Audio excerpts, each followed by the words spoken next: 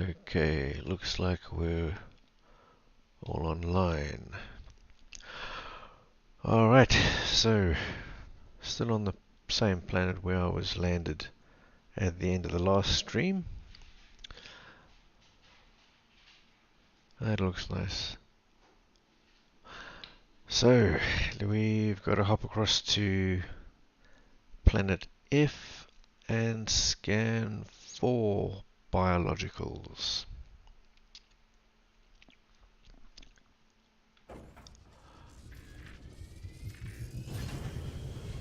Liftoff.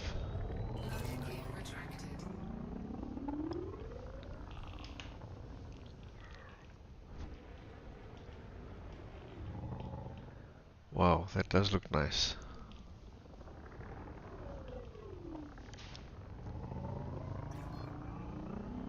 That's another thing they do get right in the game. There are some spectacular views every now and again.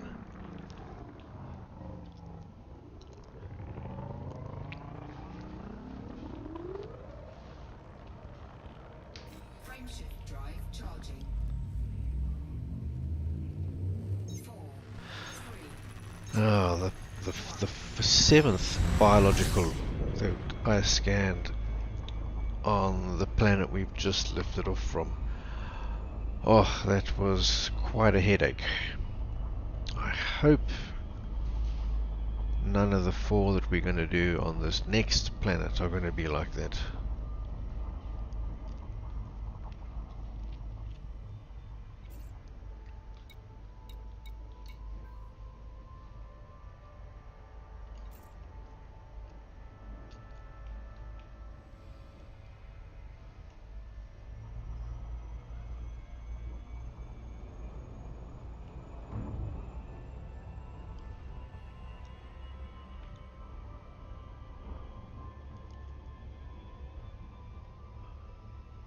Gee, was the finding them was a bit of a pain, but landing, wow.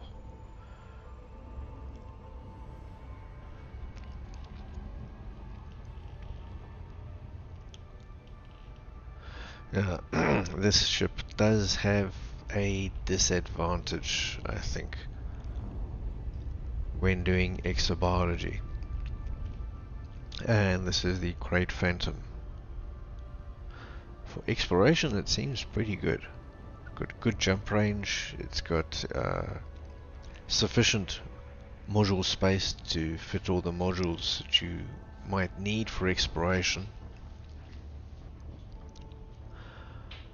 But it's a flat ship, which means it's wide, and that means that it needs a large space to land on a planet's surface. A large, flat, smooth surface. Finding those can sometimes be daunting.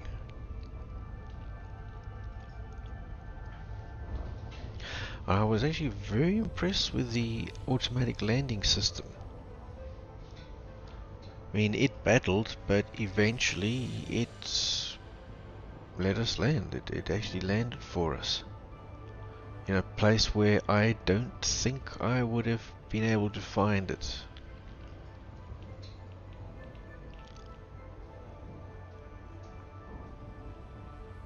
So I think they've changed the way that thing works. It's much more efficient now than I remember it being in the past. So yeah, next time I have problems landing, I'm gonna try that. Ooh, we need to map this first. 2 probes. Fire off a probe that somehow actually maps the surface.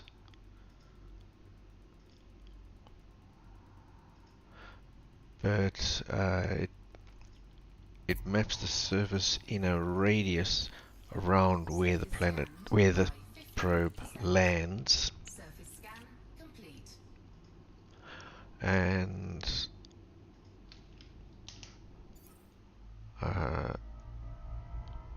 can one, or obviously one probe can be enough. Let's see. Alright, this is the light surface. The side, the side of the planet facing the sun. So we'll land on this side.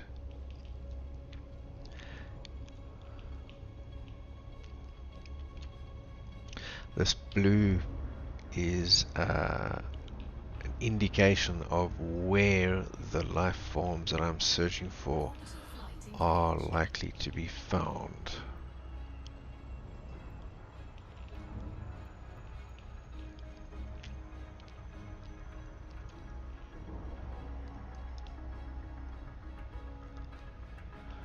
Now our current one selected Aloida.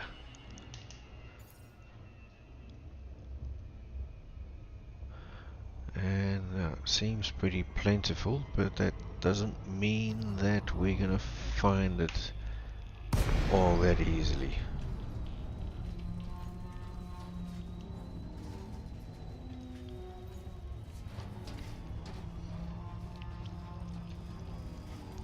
Looks like a crater here, so we'll go 336.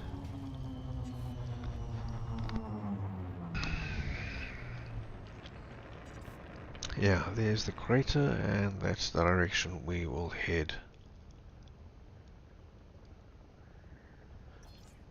Touchdown.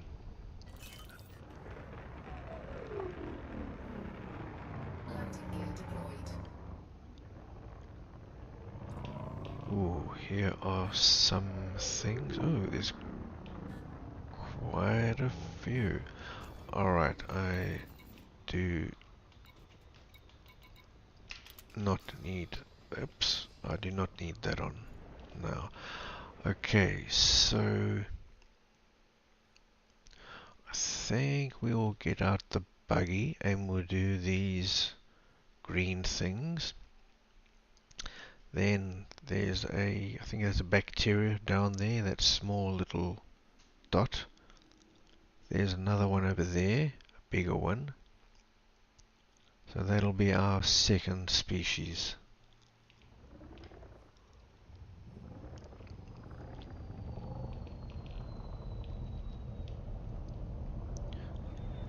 And it looks fairly flat.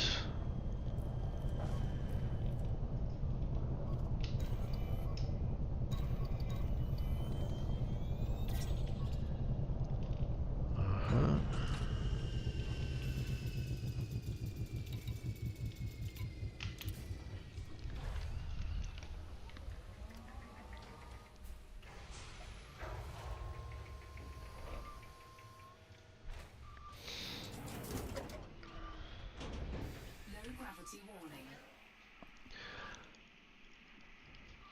Ooh, and there are meteorites here too.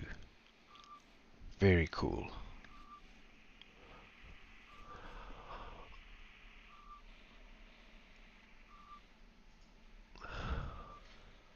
Lights off. Lights off.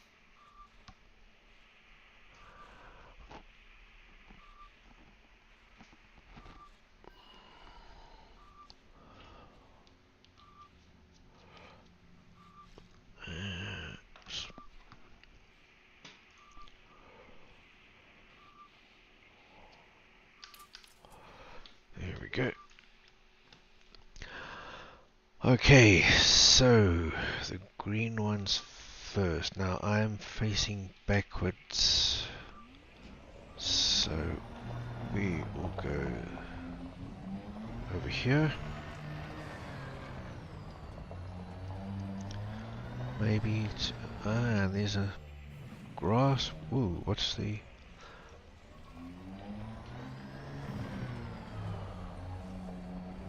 Gravity is very low.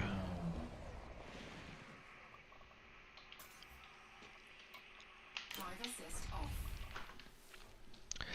So we will get first footfall, I think.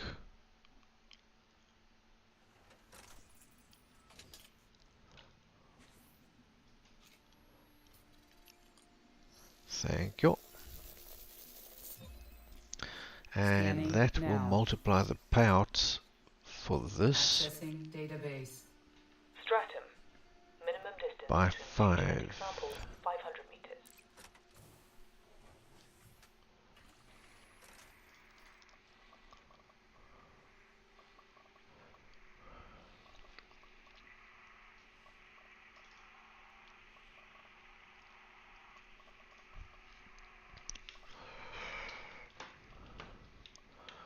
Okay, now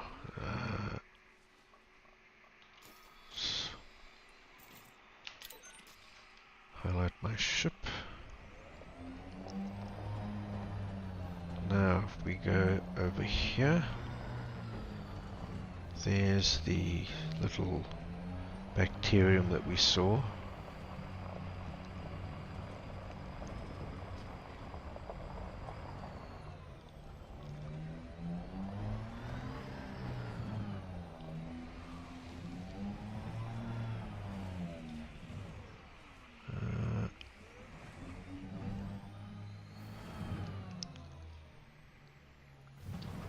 Oof.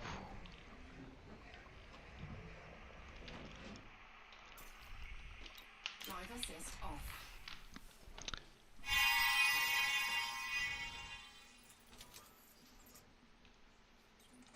Ah, we didn't go far enough. Bugger. Okay. See, if they show blue, it means you haven't gone far enough. If they show purple, it's a different species.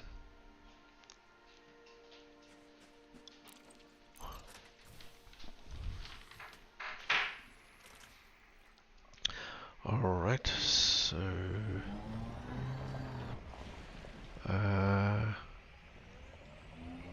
let's head over here.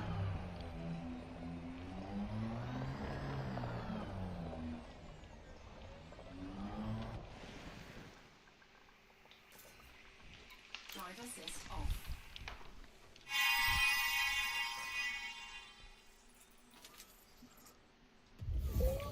Yeah, green is good.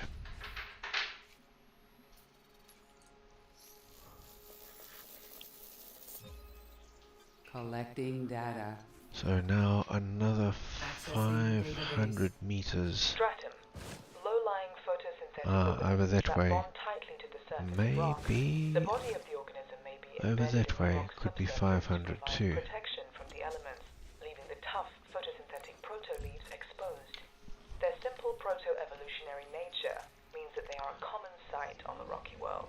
Coloration is driven by a mixture of the mineral content of the attached I rock think and the we'll do absorption these, spectrum of the looks nearby like stellar tussock body.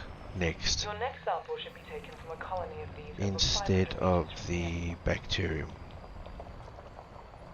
Bacterium will be third on our list because I think it'll be relatively easy to completely do the tussocks.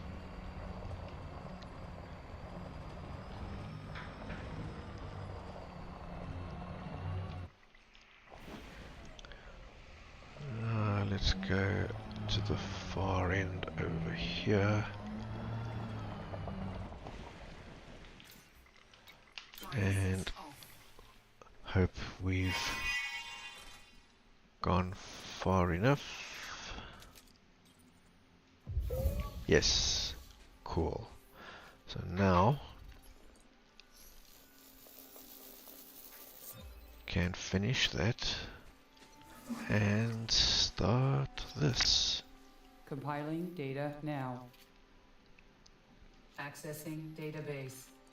Stratum Peleus, a stratum that blends thick overlapping Scanning valleys with now. irregular growth, with And varying 150 colours of meters, Accessing yeah, this will be database. easy to do, I think. Alioida, minimum distance between two genetic samples, 150 meters.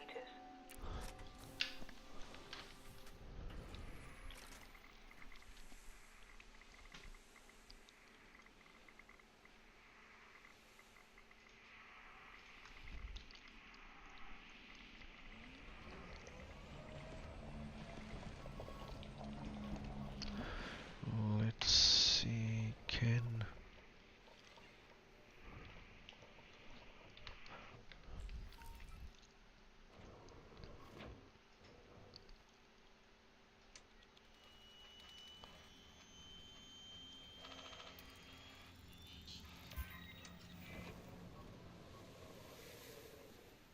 Come on.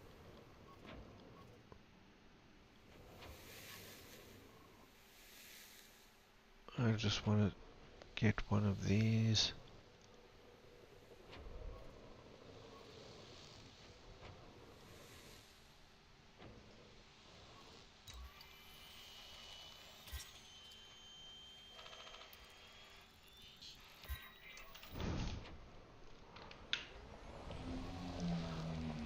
And go over here.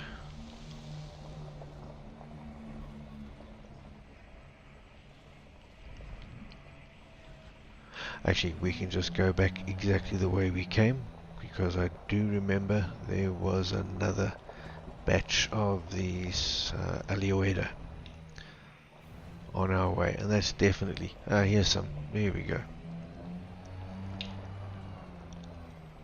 This is 150. Drive assist off.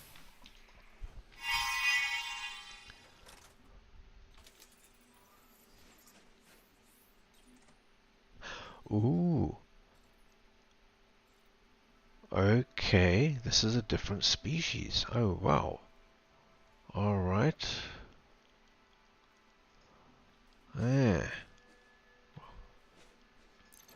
Okay. So that means all 4 species are in this biome. Alright.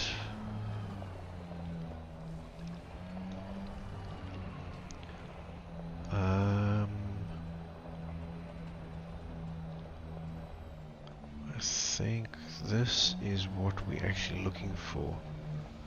Similar. Yeah, these have got like little flower things Drive assist off. on some of them. And they're a little bit larger. Otherwise quite similar. Yeah, there we go.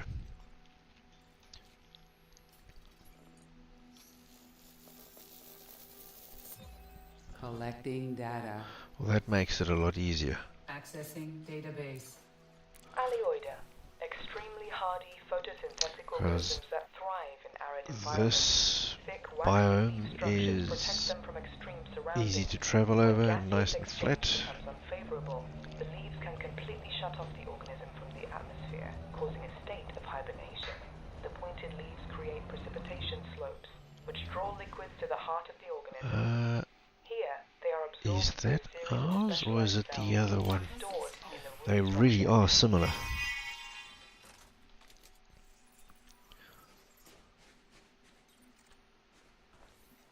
No, they're not. Okay. They really are similar. Which is unusual. They usually find species that look pretty different to each other. This is not the one that I'm looking for.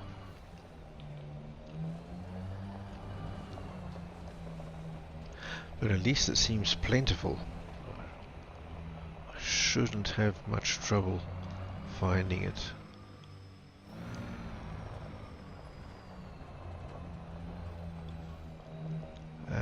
This, I think, is the sample number 2. I mean, species number 2. I think. Ah, bugger. Not. Alright.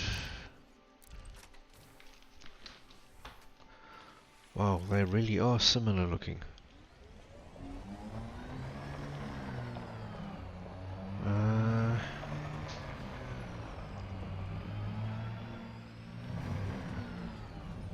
Oops, no, no, no.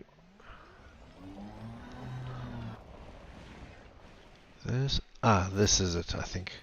Drive assist off. The other one looked more like a fern kind of thing, whereas this looks more like a flower. Come on.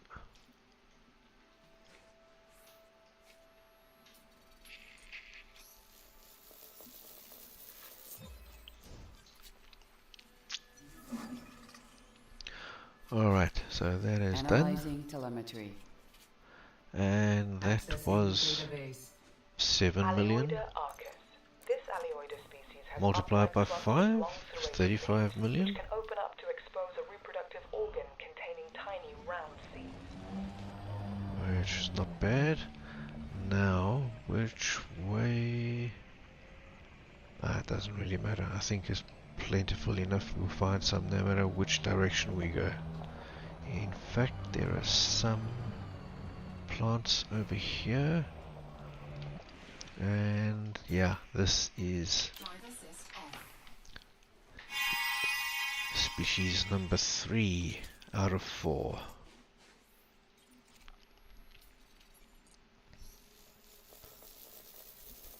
And I hope, yeah, Scanning 200 for meters. information.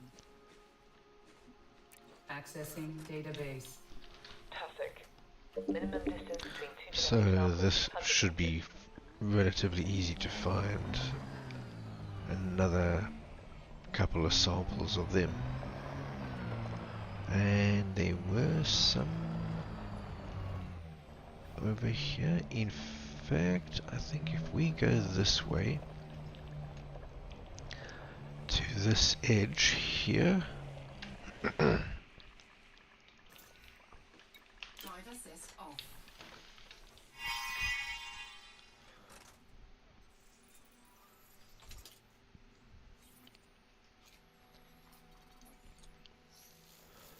this looks like quite a large patch. Scanning now. Accessing database. Quite a large patch. Robust photosynthetic plants, similar in Possibly, appearance to clump let's grasses. go They have a shallow but complex heading root structure, 300. which requires a solid surface to produce structural stability. Clumps may form through tillering or wider dispersal through a variety of seeding mechanisms. Some species have adapted cellular structures containing high sugar concentrations to And protect we against will root damage. see if this is 200 meters big. Not quite. Alright, so I will follow my previous track marks. Here. Drive assist off. This will do.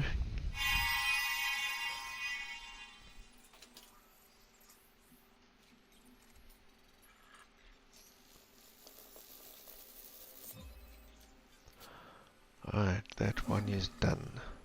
That's 3 out of 4 done. Adding information to database. Accessing database. Tussock albata. A tussock species Now characterized we've by just teeth got with the a distinctive striped pattern that are bisected like a snake's tongue. Mature versions also sprout smaller leaves which produce bacterium spores. to do, I think. And there were 2 near my ship, but now I can't really tell the orientation from the ship. Okay, that's the front of the ship there. So the first small one was in this direction. I just hope we can see it from the ground.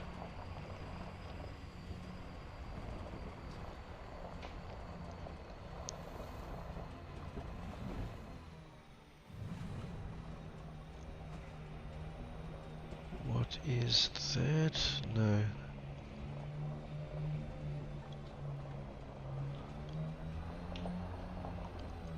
Thing is, unlike most of the other species of plants, it doesn't grow very high off the ground, so you can't see it from a distance. You can see it quite easily Drive if you assist gain off. a bit of elevation, because they tend to be large round things that are quite difficult to miss. Oops, no. Did not mean to do that.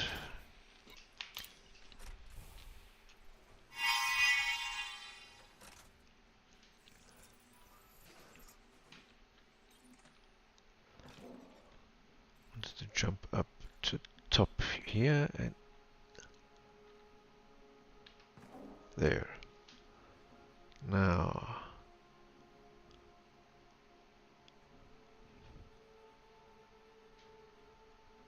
where's my ship?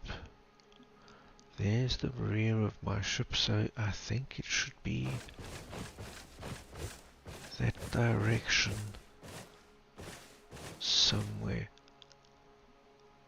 I think over there, so that's direction 320, 330, something like that.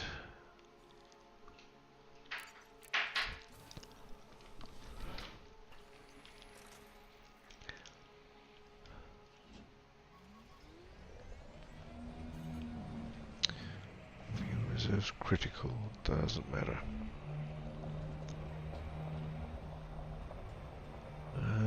Yeah, so go this way.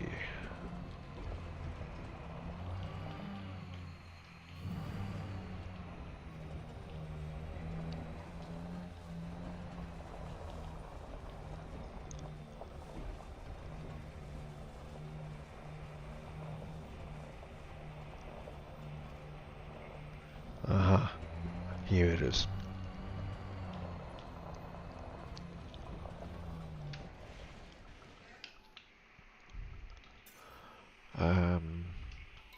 Drive assist Let's off. do this.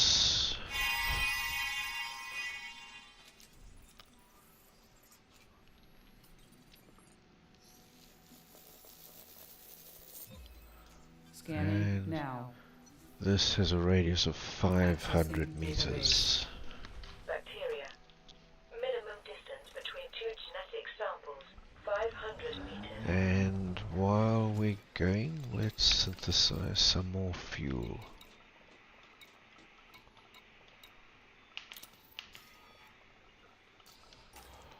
Completed. Okay. And on the other side of my ship was a larger patch of bacterium.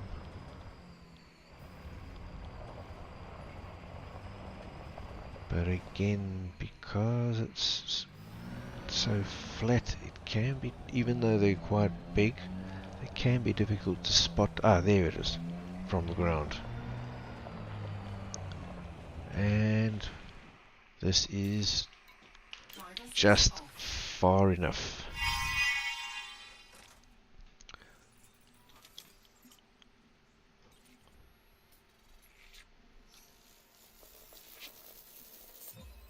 Collecting data.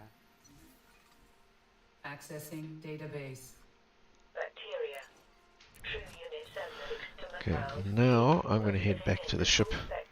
We'll get the last sample from the air, or should I do some surface prospecting? I think maybe I'll do some surface prospecting.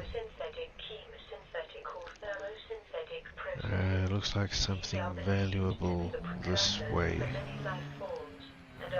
and quite a distance off. And on our travels we will pass more bacterium. This one's too close to sample. Gotta be 500 meters or more from the previous ones.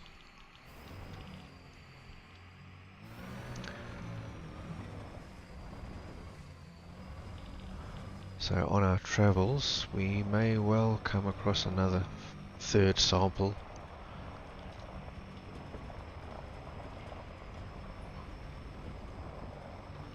And then,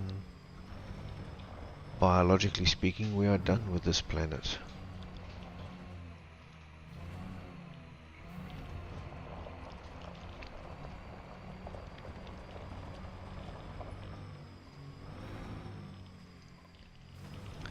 Whoa, whoa, whoa.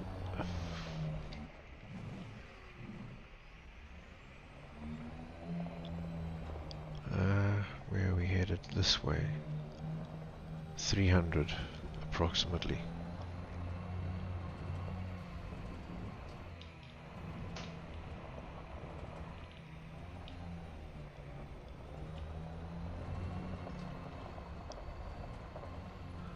That could be some bacterium down there. So I just need to try to remember its direction from where we are at the moment. So now it's about 90 degrees. It's not towards our ship. In fact, our ship is about to take off and go back into orbit, because we are about to go past the threshold where it will remain on the surface. We're too far away from it now. So there it goes.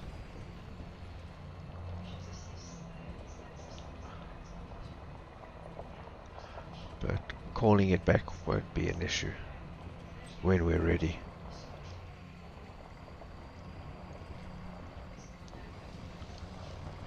Means that patch, if it is bacterium, is back there.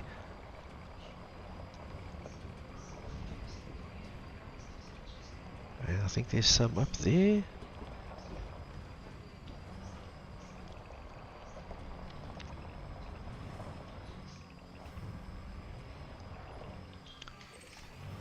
Ah, metallic. Cool.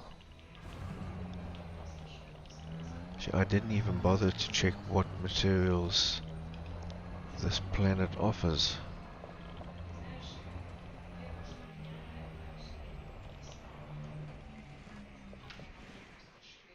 And switch modes.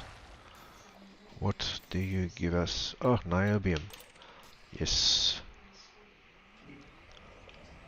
Always need that. Well, until I'm full of it. Deploy cargo scoop. I will simply do as I please. Okay, and some more niobium. Cadmium. Oh, I need cadmium too. And that is behind us there. Vanadium. No, vanadium, I'm full. Is it on the list? Ooh, yttrium. No, we're full on yttrium. So, niobium. Oh, there were 3 of them. Very nice.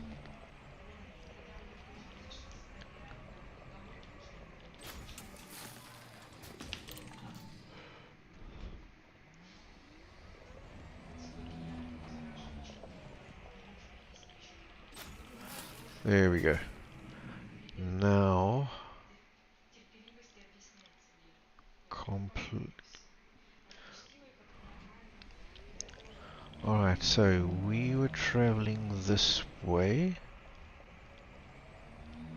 Gonna go back on our track slightly here. Because I think I can see it over there, sort of in the middle distance. And I really hope it is bacterium. Don't think that's down there. Although, shall we have a quick look?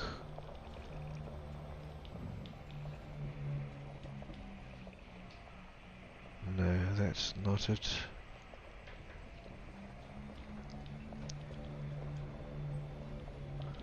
Don't see any down there or there.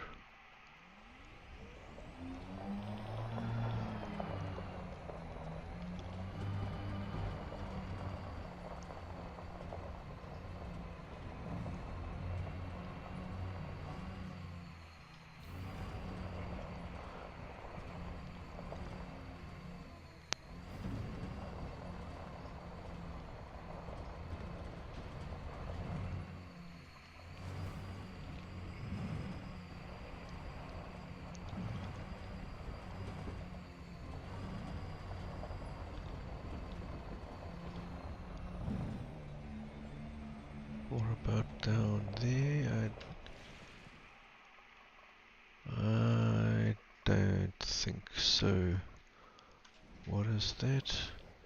No, I don't think so.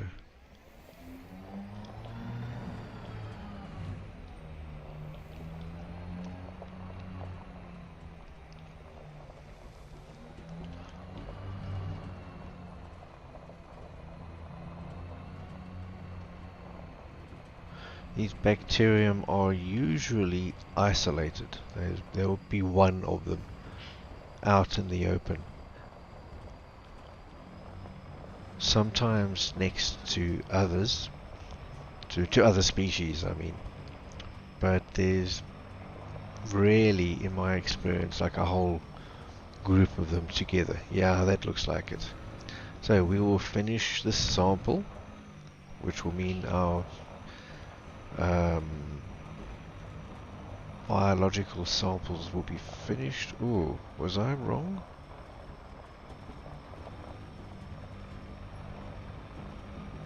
Was I mistaken?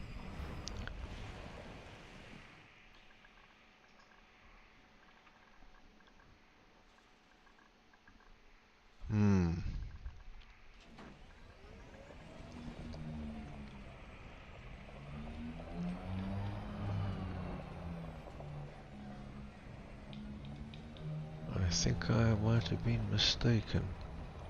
That's too green. What we're looking for is grey, but when they're quite far away,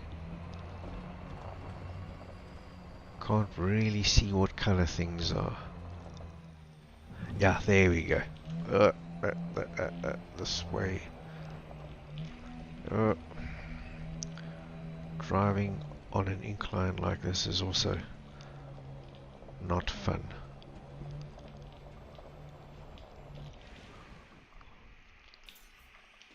Driver assist off. Cargo scoop detected. Alright, so this scan will conclude our exobiology.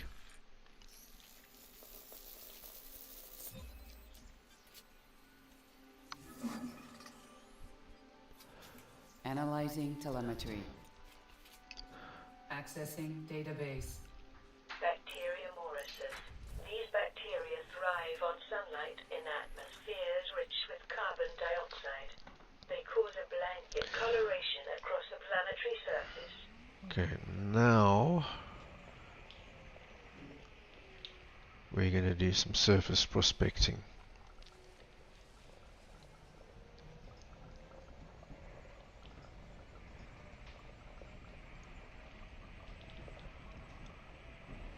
I think I want to get out of this crater.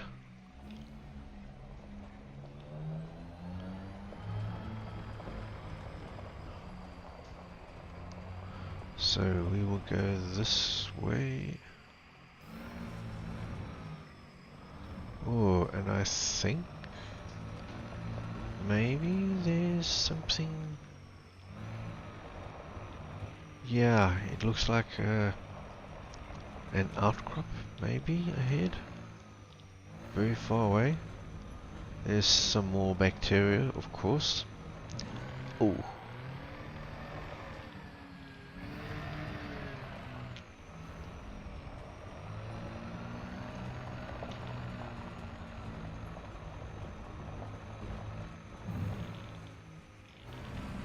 Oops. This low gravity means even though it looks like we're not driving on ice, it's still pretty easy to spin. And driving on an incline, of course, doesn't help.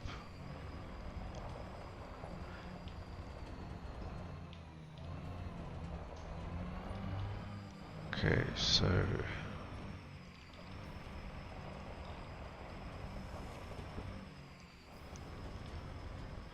okay, this is flatter, or more level, shall I say.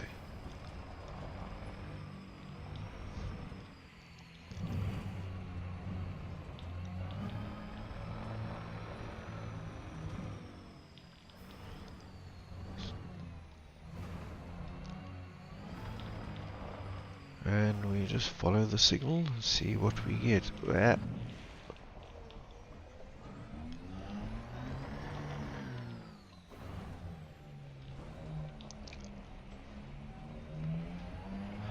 See, these, whatever they are stratum? Yeah, I think these green things are called stratum. They come in clumps of like, can be quite a few of them together, but the bacterium, very rarely do you see more than one.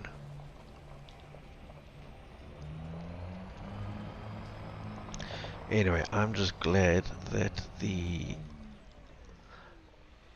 exobiology part is over.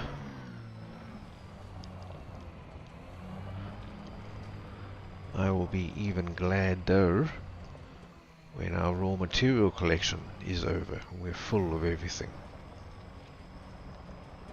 Then I won't need to do any surface prospecting at all, and it'll be purely exobiology. Okay, and to our left is another, I think it's a outcrop. Oh, a Sociodorite. Okay, let's go and have a look. Ooh, it's right here. What do you have? Selenium? Do I need? Yes, I need selenium. Is it? Nope.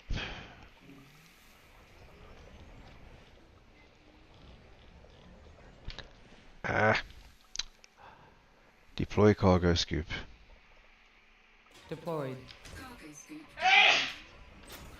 It is annoying whenever I leave the vehicle. First of all, it resets this panel. And actually some sulfur. I just used one of them for refueling the buggy. There it is.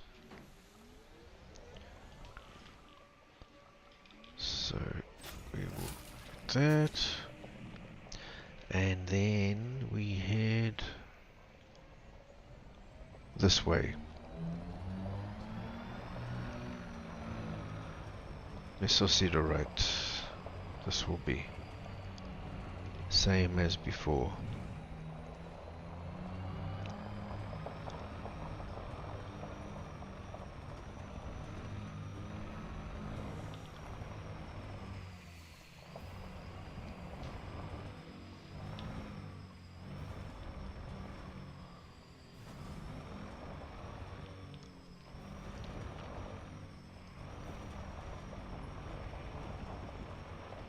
This reminds me quite a bit of being at sea in a small boat. The waves undulating.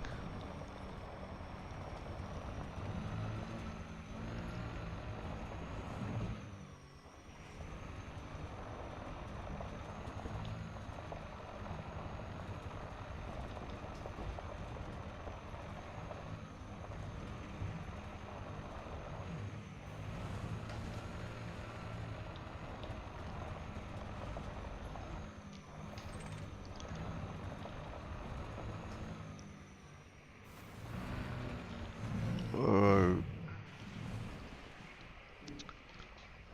Okay.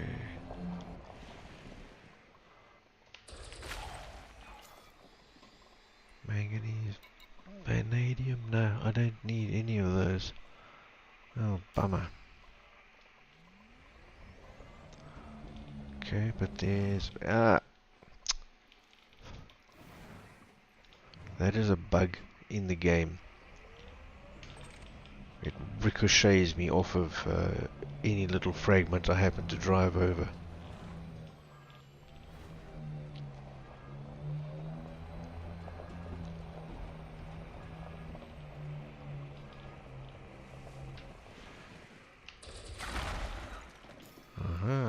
Niobium, yes, thank you.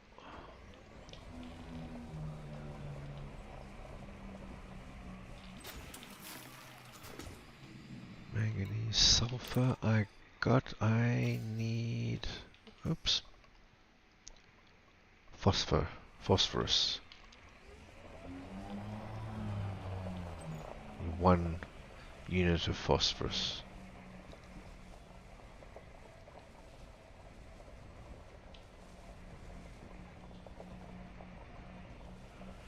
See if there's anything around us.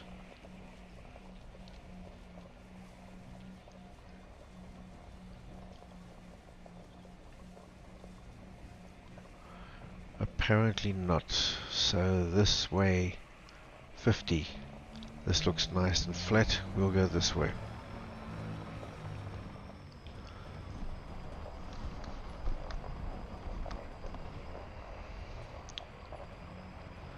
Reset view. Confirmed.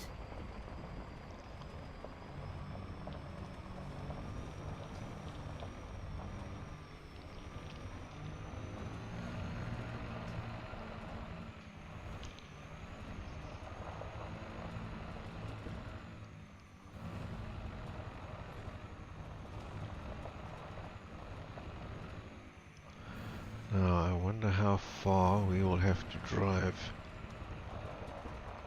to find some more meteorites.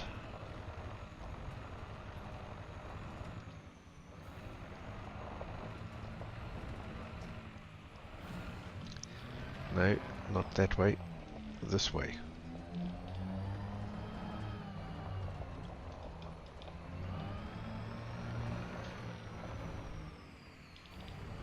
Actually, for a rocky world or high metal content, whatever it is, it's pretty darn flat.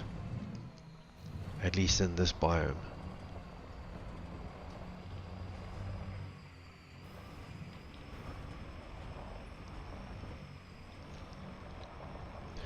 There is a bronzite chondrite to the left, but I'm not going to bother with it. I'm sure we're going to find some in the direction we're actually traveling in.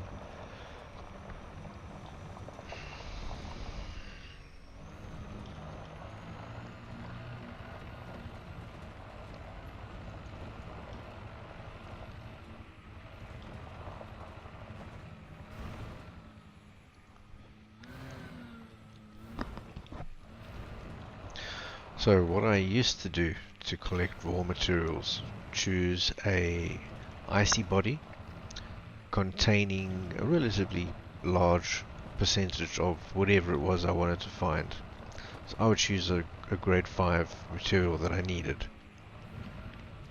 Find an icy body, whoops, with a high amount of that. And to do that you would use EDDB, which unfortunately is no longer operating.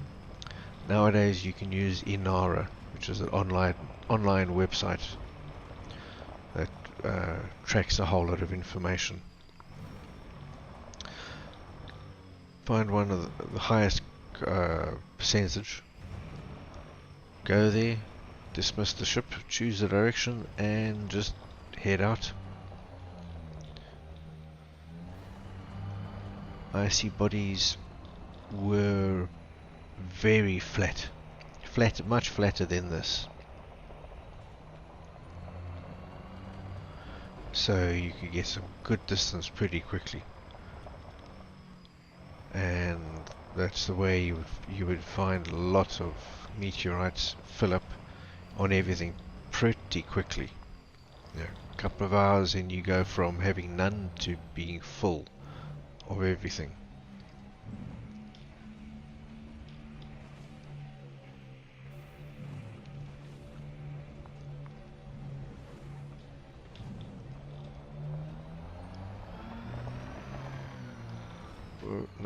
No. And if you could, if several icy bodies had the same percentage, you'd always choose the one with the highest gravity. If you were lucky, you'd find one with like 0.4 or 0.5 or 0.6 G's. mean, you could find more, but finding a larger body with a greater mass and therefore greater gravity and a higher percentage of your chosen material, yeah, if you really looked, you could probably find them, but wasn't really worth it.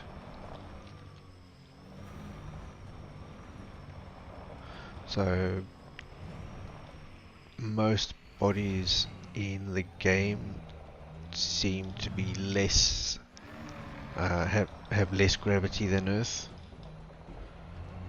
I mean, there are bodies with more. I think the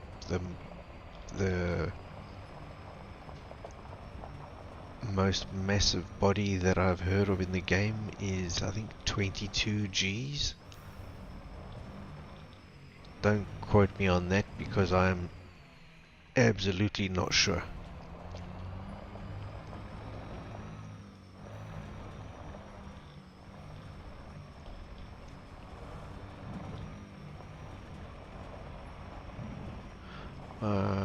I don't remember the highest gravity world that I've ever landed on.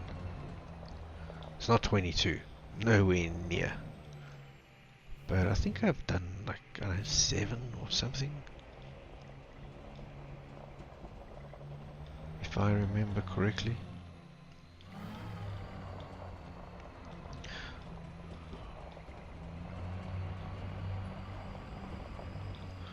And unless they've changed them, in when I did it, those icy bodies were amazingly flat. Almost completely flat, like a billiard table, for miles around. And you'd have little clumps of rocks in much the same way as you have clumps of exobiology here. And you just like skirt around them.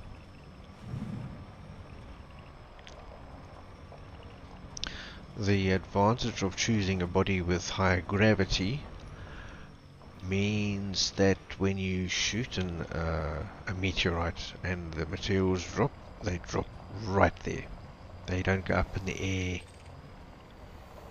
fly away or anything. They're really easy to collect. You just go sit on top of them, and as you select each one, you collect them without having to move.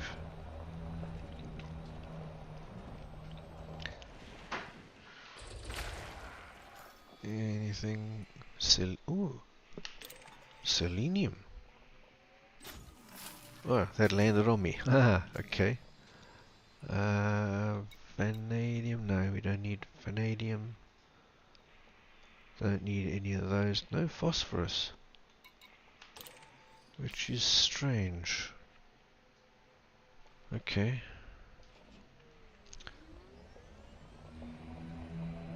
I'm surprised with that selenium.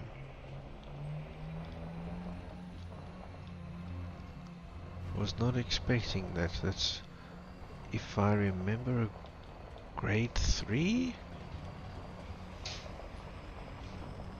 I don't know.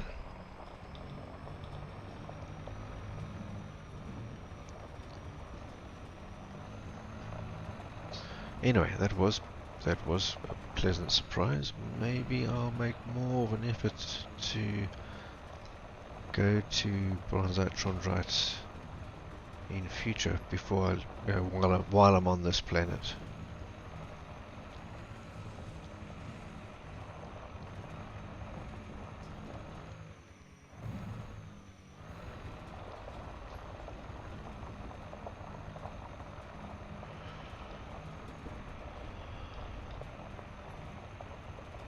Yeah, but this surface isn't so bad, so... And it's got... Whoops. It's got materials that I'm looking for, so... While we're here...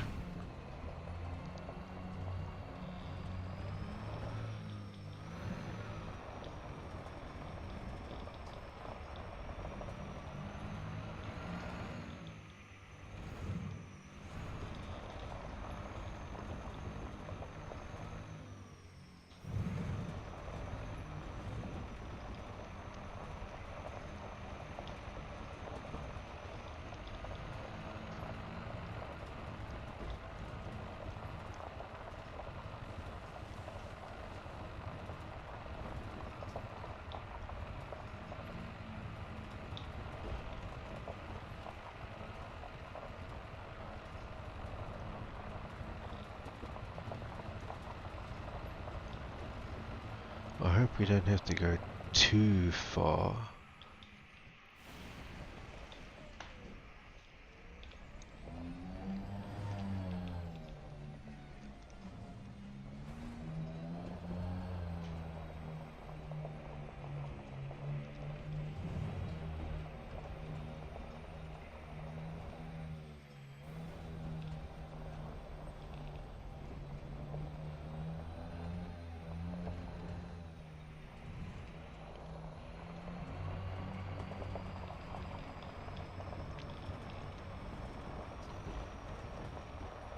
Whoops.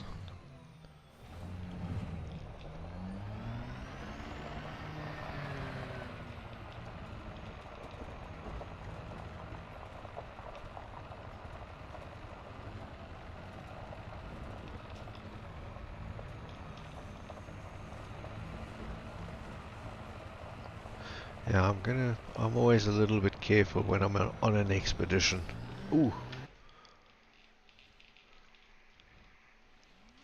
He says as he drives right into a rock that he shouldn't have. I do try to be careful on expeditions. Whether this is the only buggy I have.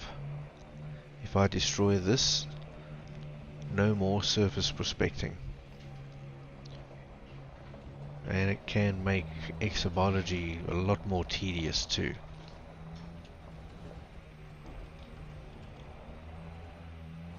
Because in places that are difficult to land,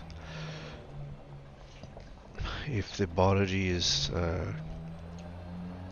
if the samples are far from each other, you've either got a long way to walk,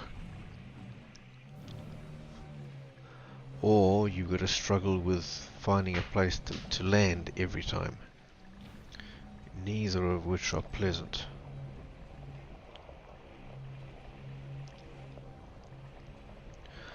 So I would like to get my raw materials up to 100% and be done with it, and then from then on focus only on exobiology.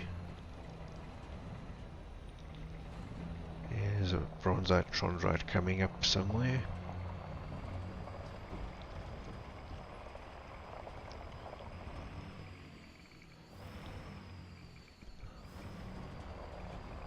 Another thing about driving on an icy body is that after a while you can actually tell in the distance, you can actually see the meteorite you're approaching before it shows up on the radar. You just get to know what they look like. They don't look like the other rocks in the distance most of the time.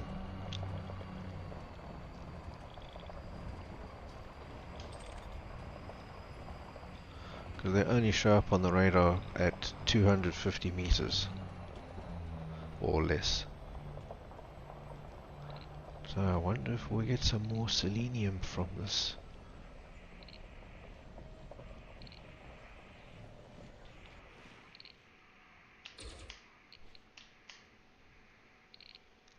Oh, I have to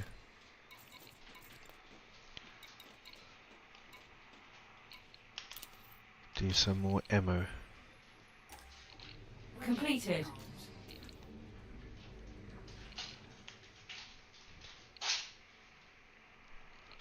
Oh, this is... What?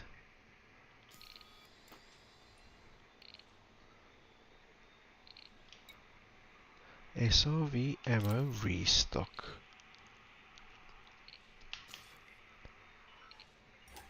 Completed. Rearmed.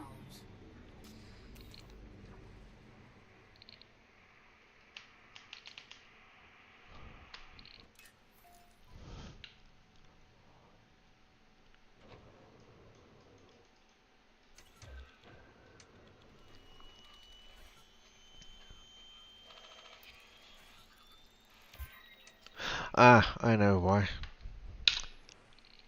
Because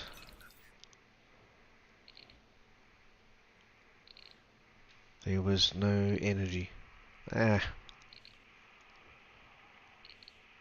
I need to fix that. So I need to put in I need to program voice attack so that when I give a command, it puts pips to. If I do that and 2 that way.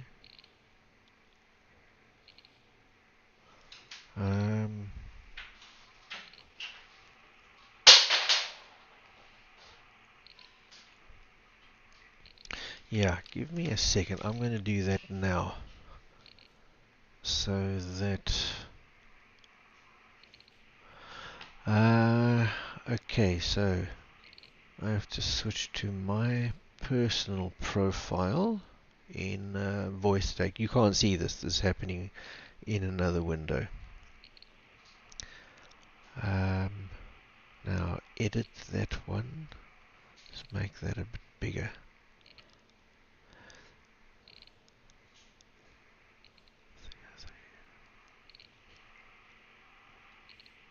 I think, yeah, let's create another one.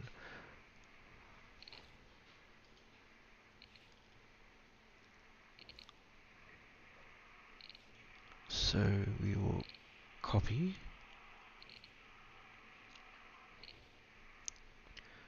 and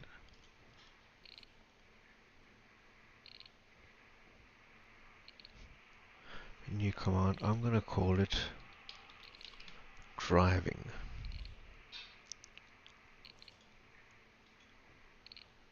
And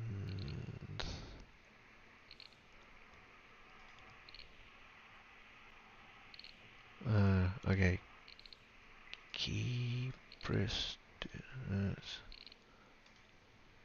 Okay, key press is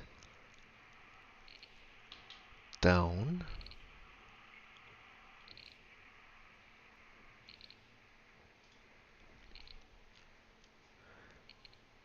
Then another key press left and key press left again. Is that it? Allow other commands? Yes.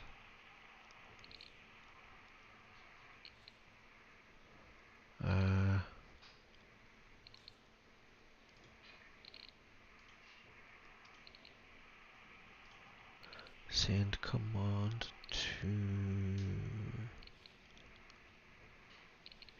discovery edit profile.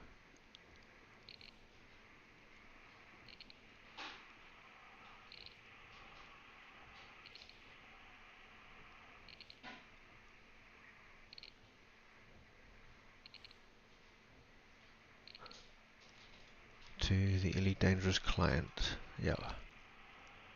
Okay, exiting only once. Recognition normal. Okay, so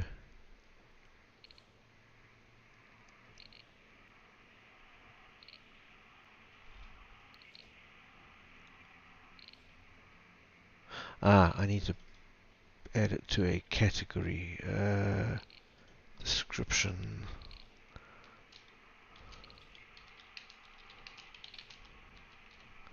SRV and category.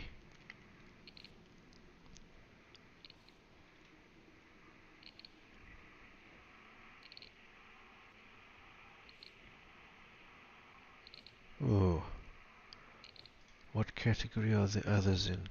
Combat? Okay.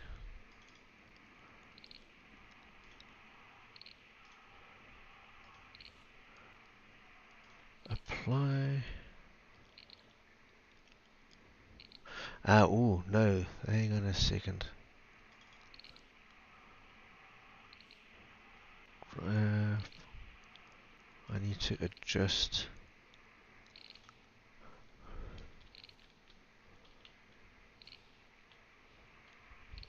Point 0.05 seconds.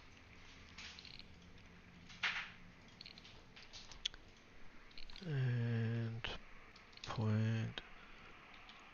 .05 and .05. Okay, apply. Now that looks like all the others.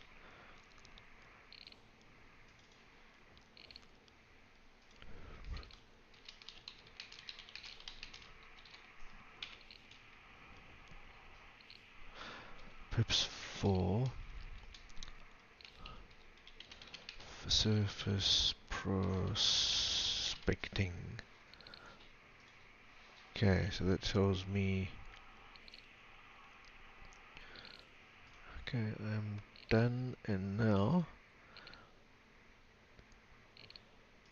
profile back to Elite Dangerous.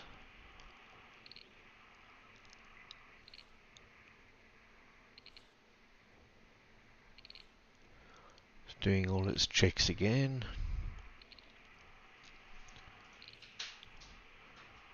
Now, let's see.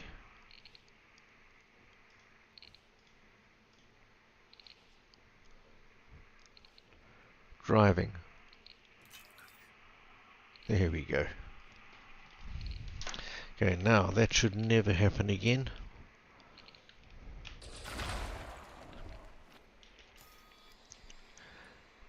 Manganese, I did use some sulfur.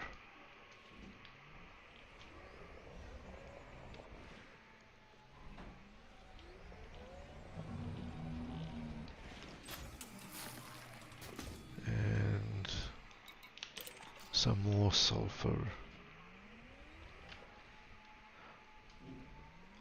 Because I did two. I synthesized ammunition twice. Second time by mistake. So of course I used up double of the materials that I needed.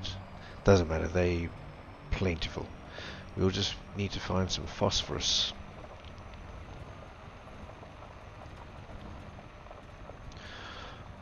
Okay, so that's done. So I can still use the same commands that I would use in the ship. So engines, driving. There we go.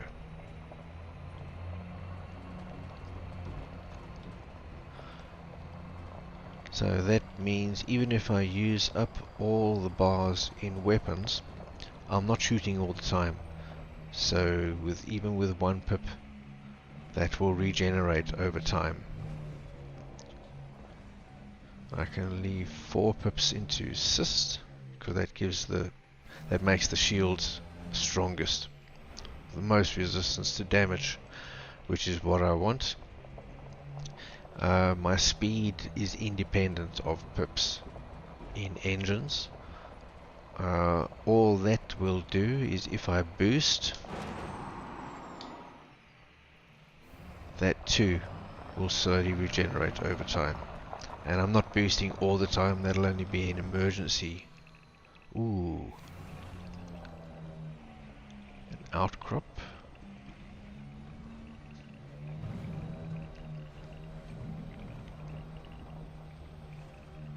So yeah, they will all regenerate over time, and I don't need to worry about it.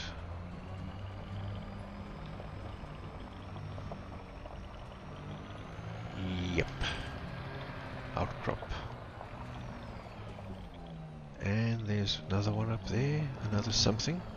I don't think it's an outcrop, but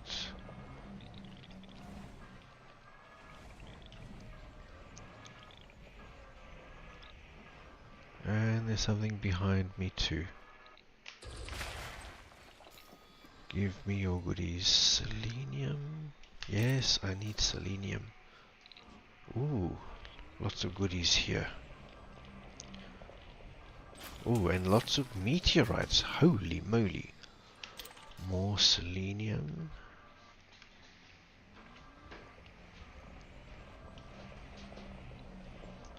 Yeah, I will actually really enjoy not having to do this when everything is full. Cadmium. Yes, I need cadmium too. It's over here. More cadmium.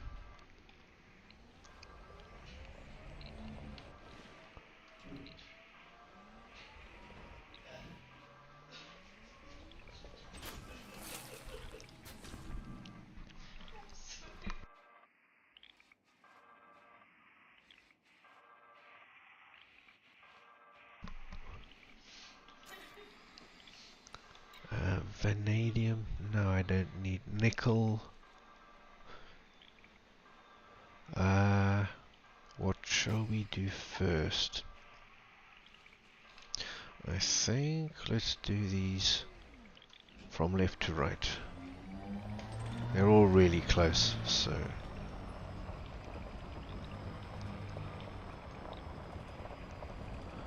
So this I'm hoping will give me some phosphorus. Yeah. And selenium. Okay, phosphorus is full. Selenium.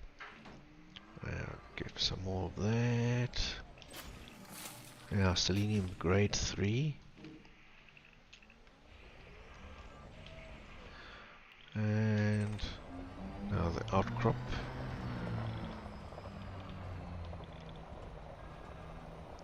So this little detour is quite worth it in my opinion.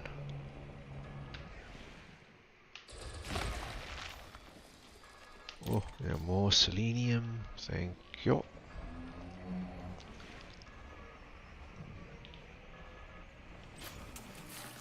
And niobium.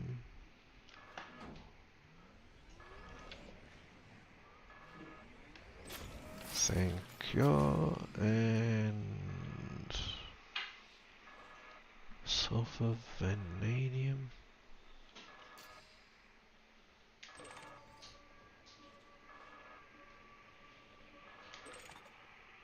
Oh, another outcrop.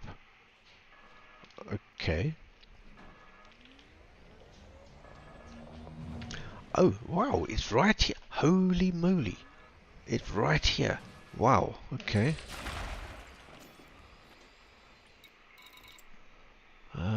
Yeah, we'll have more selenium. Thank you.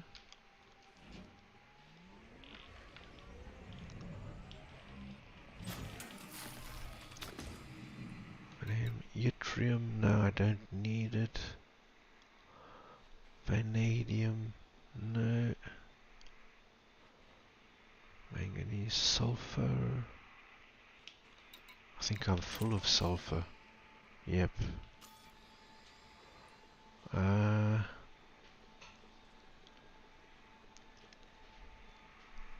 Yeah, we don't need anything more from there.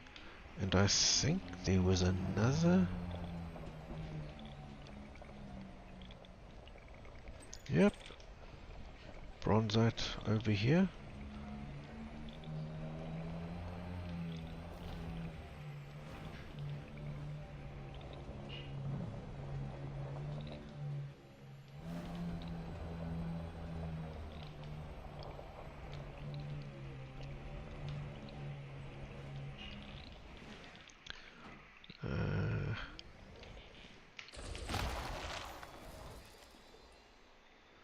Nickel, vanadium. No, I don't need any of that. Okay.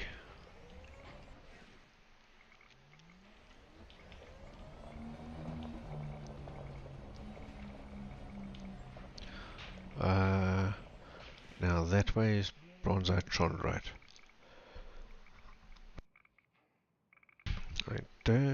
Pretty sure I don't need anything from them. Although, selenium? Yeah, why not go and have a look? There might be more than one. And I need another 24 seleniums. So I need another 8 fragments, and then selenium will be full. You never know, it may drop something else that we want. But it looks like there's only going to be one. Ah, I'm wrong again.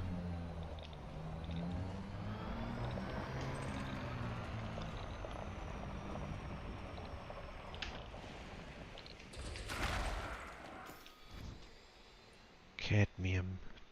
Do we... No, we don't. Yes, we do need cadmium. Okay. Cadmium. We need quite a bit. So every little helps. Sulfur iron. And...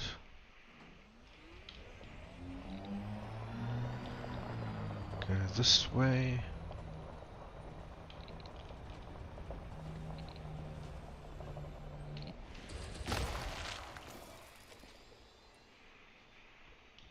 Nothing.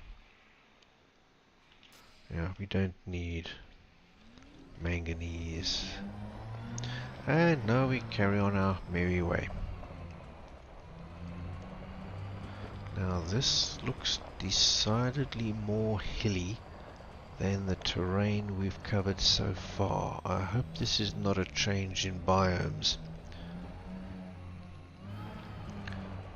And just over that ridge ahead will be another flat surface, or flatter surface.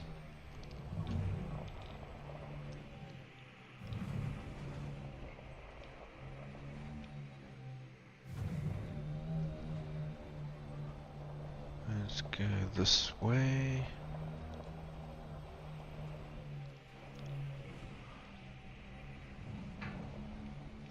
Okay, it looks like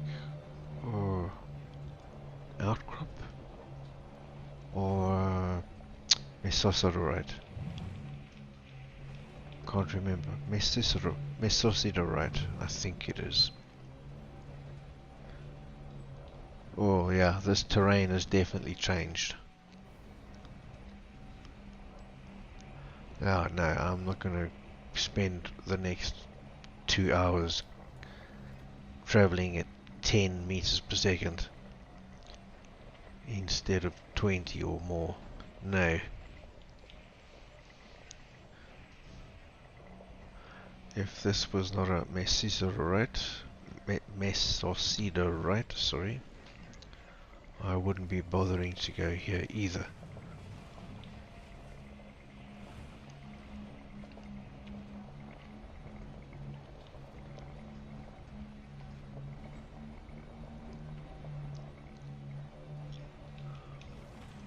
Whoa.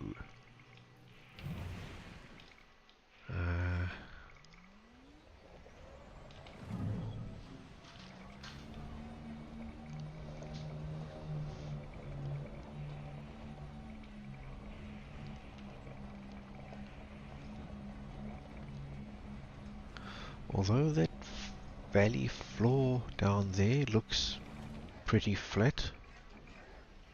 Okay, maybe all is not lost. We just follow these valleys around instead of just going in a straight line no matter what.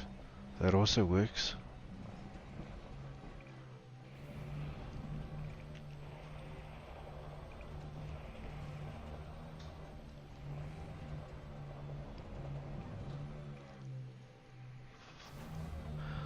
Unfortunately, let's find this meteorite and then I will show you something.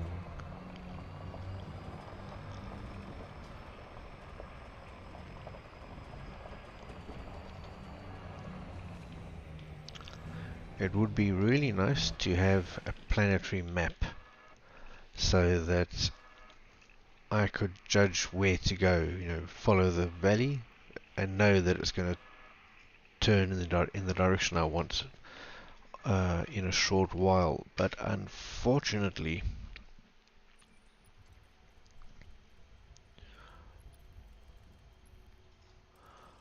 while I can view what they call a planetary map,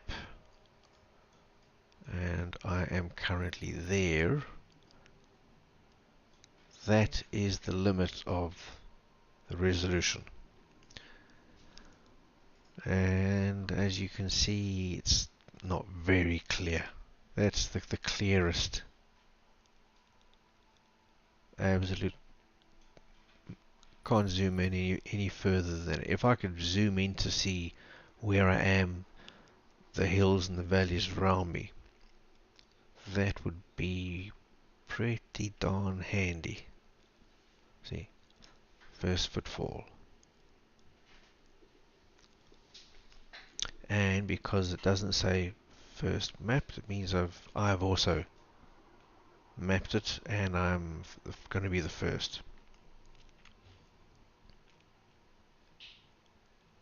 Which gets me a nice exploration bonus.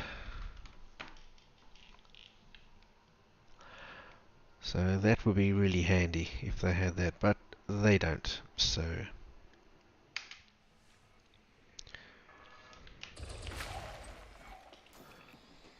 manganese, vanadium. No.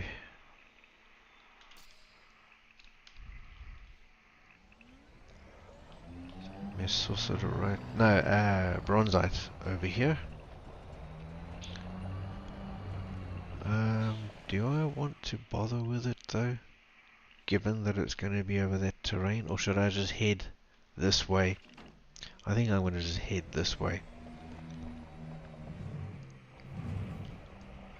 Through that valley, what I hope is a valley over there.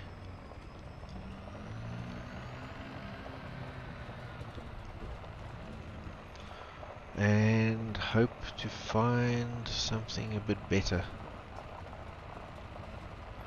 Because bronzite chondrites are the lowest grade meteorites that offer the lowest grade materials. Yeah, you can find higher grade, like we found selenium, which was pretty cool. But there's no guarantee. Whereas if we hold off and travel a bit further, here we go. If we just travel through these valleys, we should come up with a higher grade. Whoops. Higher grade meteorite, which will give us, on average, higher grade materials.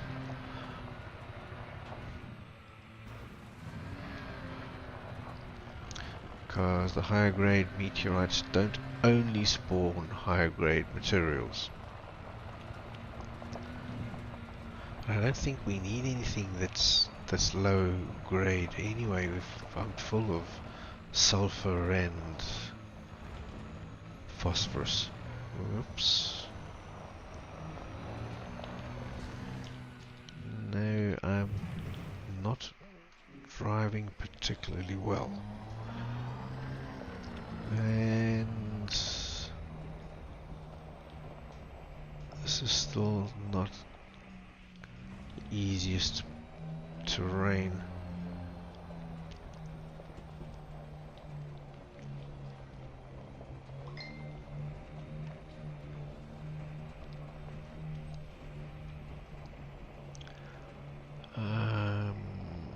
Let's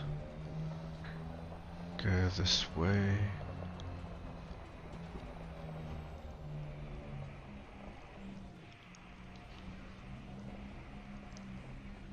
And hope to find another valley that we can travel a bit further. Bronzite ahead, which I'm not really interested in. I'm not going to waste my time with them anymore. If they're in my path, then I'll stop, but I'm not going to go out of my way. And which way? We were going at about 50, so let's go here.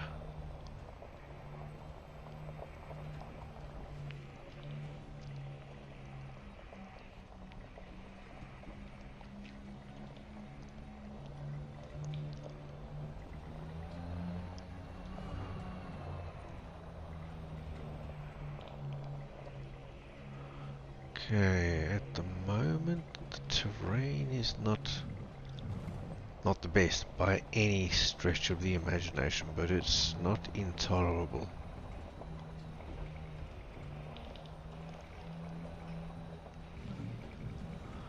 I'm still in an area where meteorites spawn.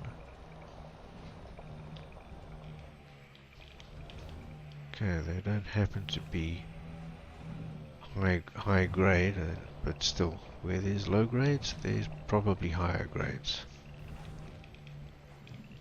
And this one is... we'll get it anyway. We headed that way even though it's nowhere near our desired heading.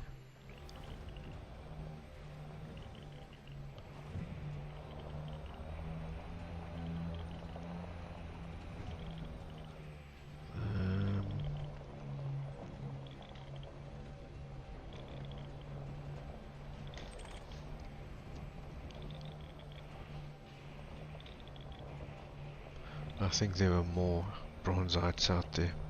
Yep, there's another one.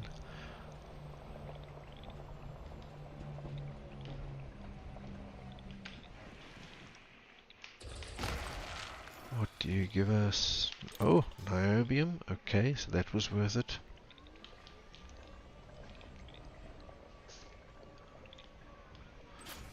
I need lots of those.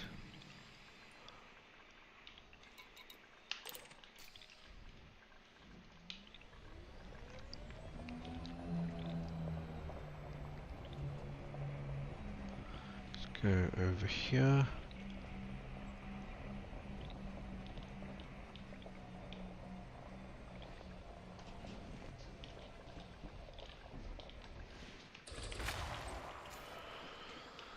And nothing that time.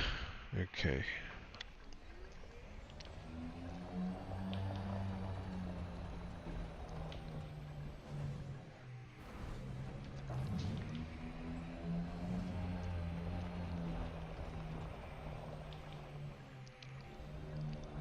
Gee, this terrain is not getting better. I think... yeah, I don't have to get all my materials exactly right now on this planet.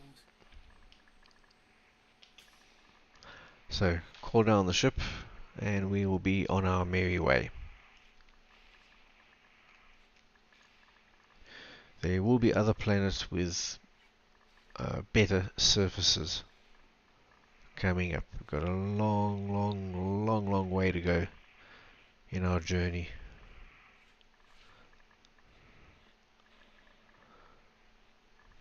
Where conditions are good, I will collect more raw materials, but the conditions are not so good here anymore, so...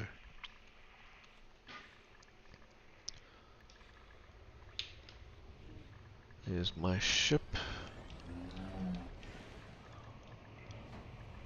Trying to find a place to land.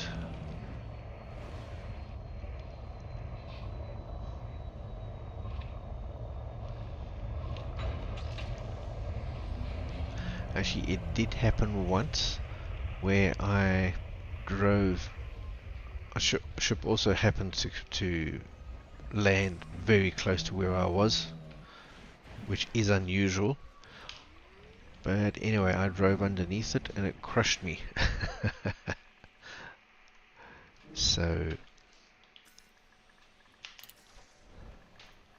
that may be one of the reasons that they make it land so far away from you usually.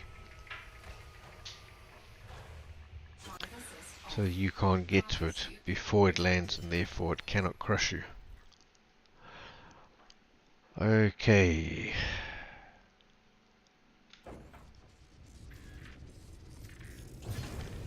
Lift off. Landing gear retracted.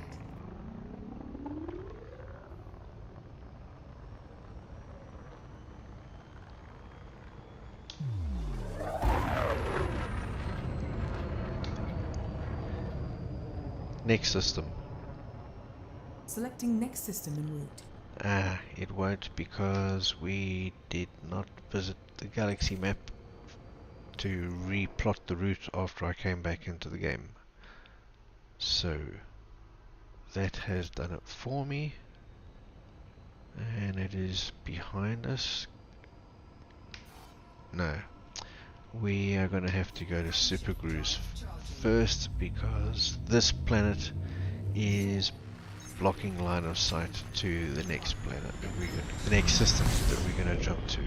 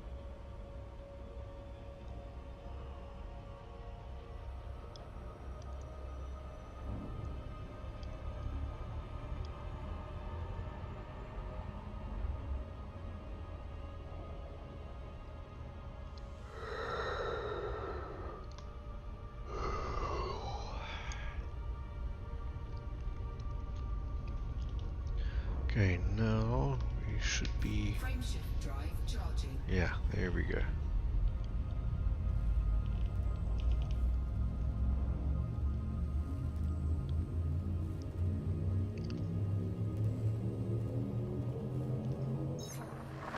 Leaving system. Interstellar velocity at maximum.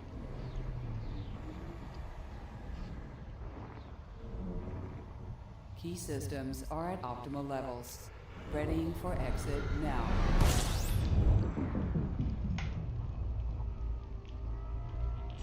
Adding information to database.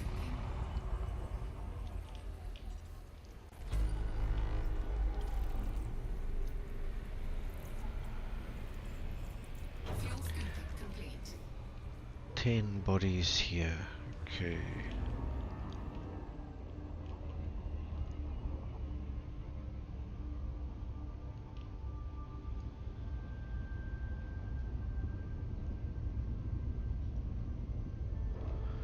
That should be far enough. Let's have a look.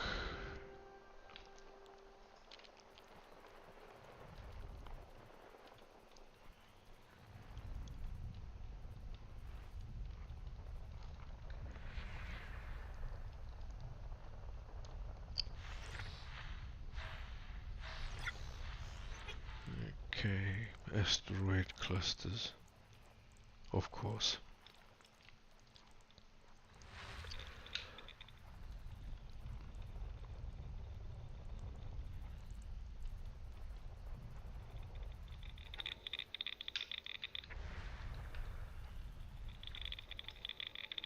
Okay, that's... With this game, you scan one and you actually scan them all. You don't have to scan each individual asteroid cluster. There can be quite a few, in the tens, like 30, 40. And that could get real tedious real quick. Although of course you didn't have to scan them, they gave you no rewards whatsoever. And looks like they still don't. I see body with rings.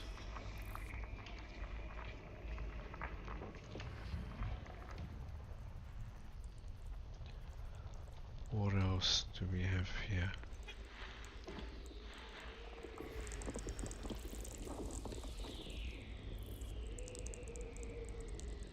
It's discovered, not mapped.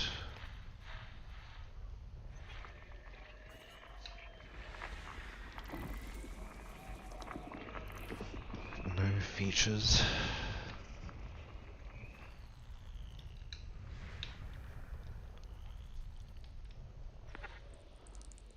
Where's the rest of them? High metal contents.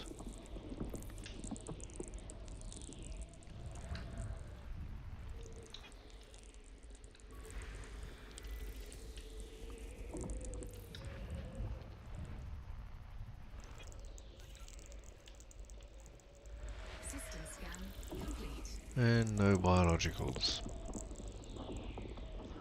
So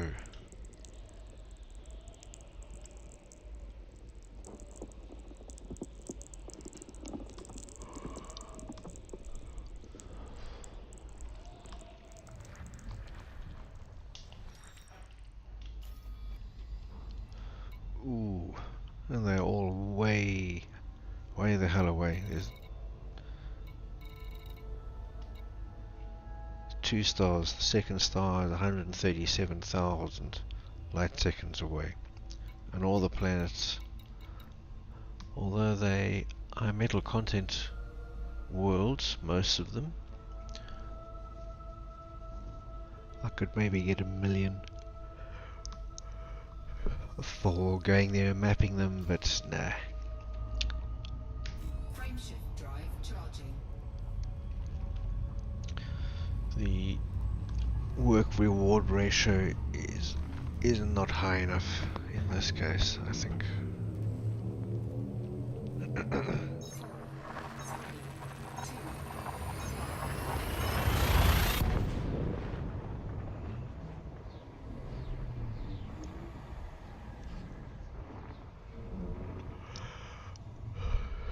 Key systems are at optimal levels.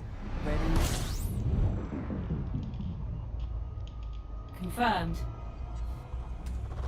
Fuel scooping.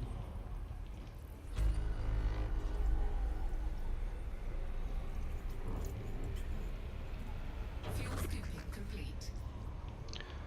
8 bodies.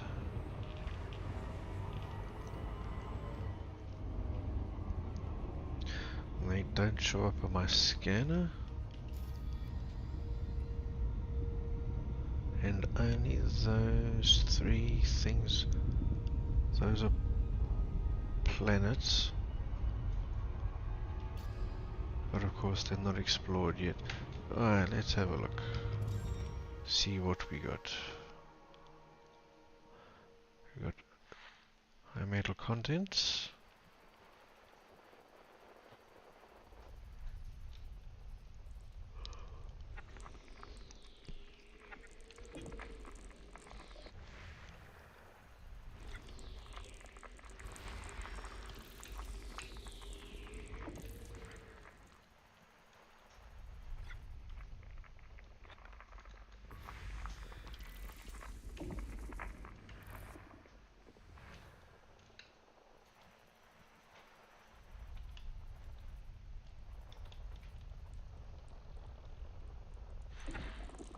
Uh-huh.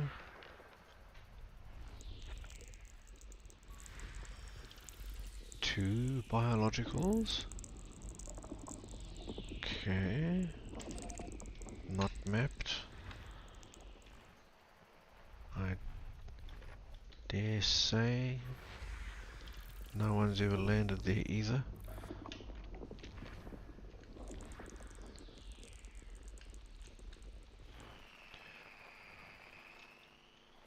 Forgot to see how far away.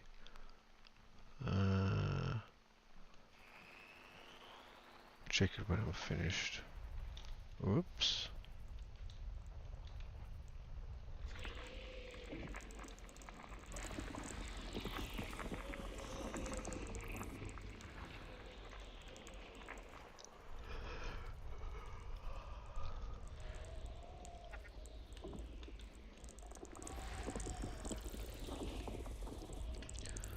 Nothing there.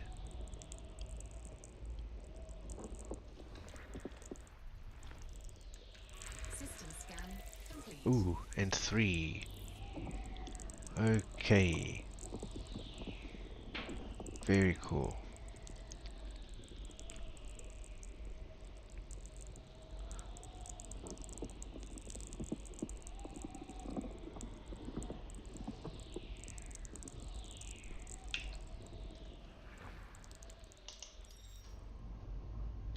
Okay, so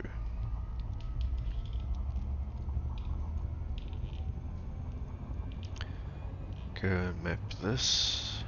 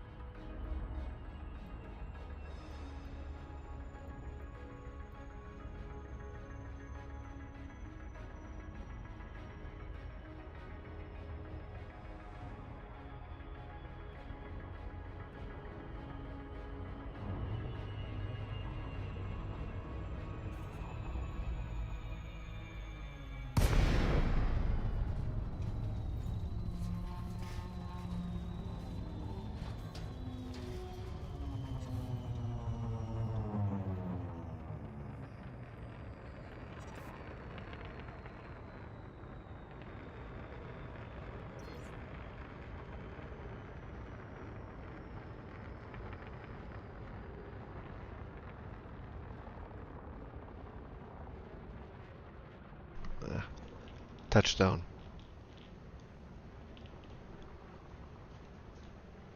What is going on?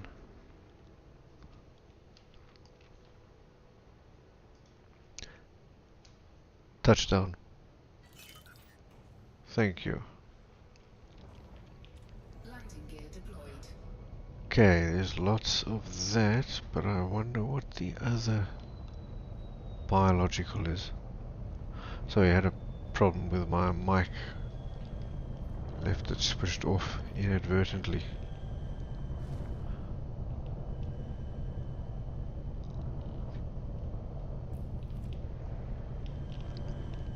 Don't get this. Flat. This section is as flat as you could ever wish for, and it still was finicky about where I put my ship down. It can be annoying sometimes. Okay, so before I actually land, I want to just see. Okay, 90 degrees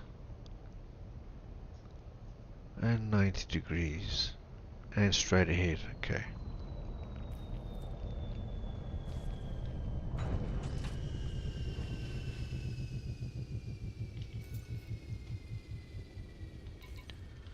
Now, for this, we will need the SRV. Low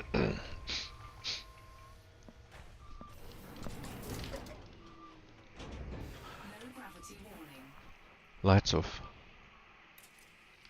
Off.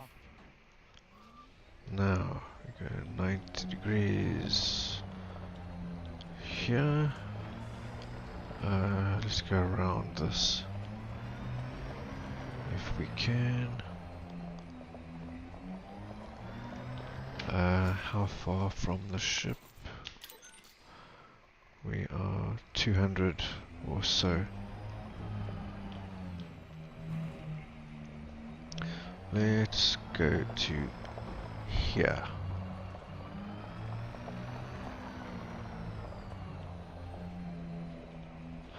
Ah, okay. Drive assist off. I think both kinds of bacterium or whatever are here. There's this.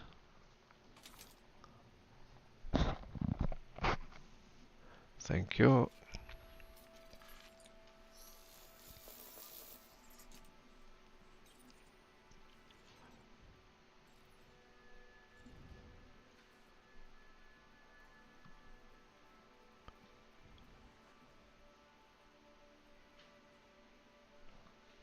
Did I actually saw? No, I didn't. Thought I did. There we go. Fascinating. Stratum. Accessing database. Stratum. Minimum distance between two genetic samples, 500 meters. Ooh, and that is worth 19 million. Multiplied by 5 because I've got first footfall. Fuel reserves at 50%. Not a problem.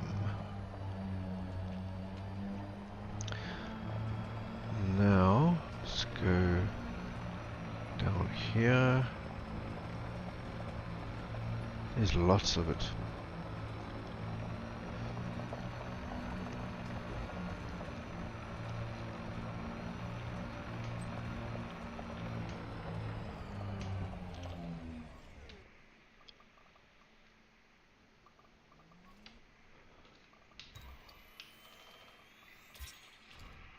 Thank you. And this is the other kind that we will have to scan. Let me scan this. Oops.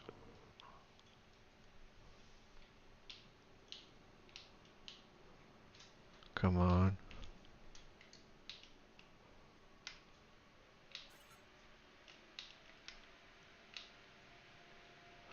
What the hell?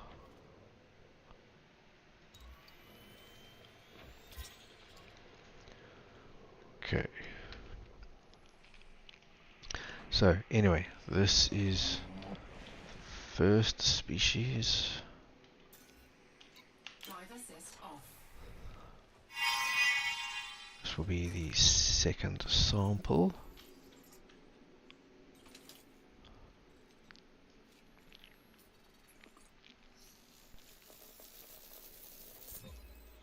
Scanning for information. Accessing database. Stratum. Low-lying photosynthetic organisms that bond tightly to the surface of rocks. The body of the organism may be embedded in the rock subsurface And to then provide we protection go against the elements, leaving the tough photosynthetic proto-leaves exposed. this Their way. simple proto-evolutionary nature means that they are a common sight on the rocky world. Coloration is driven by a mixture of the mineral content of the attached I rock and the wonder. absorption spectrum of the nearby stellar body. Your next sample should be taken Okay, from a that was colony not of leaves over 500 500 meters. from I'm the pretty edge. sure this will be though.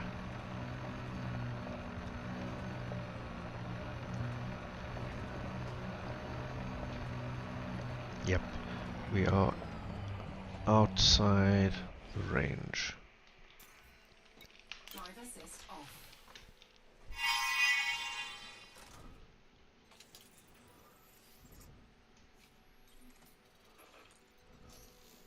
So now you can see how handy the SRV can be in exobiology. Adding information to database. As well as it being Accessing database. critical Stratum for tectonicus, surface a stratum prospecting. species with a thick rock-like outer shell covered with an irregular lattice of bright Cannot do cells that from a absorb ship. sunlight for photosynthesis. Now we go back this way.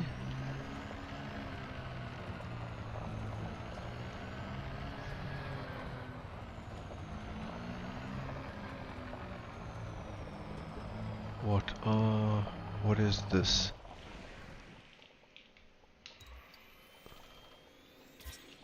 Did I scan? Oh yeah, I scanned it already. With that is for the codex entry, and now we do the exobiology scan.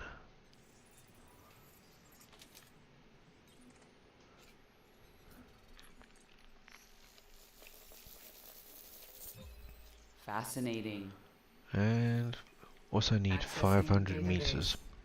Bacteria. Minimum distance between two genetic samples, 500 meters. And do remember, whoops, seeing something from the ship over this way. I don't know what it was now, because these things are much the same sort of color. Anyway, we are over 500 meters, so anything we find now we can scan.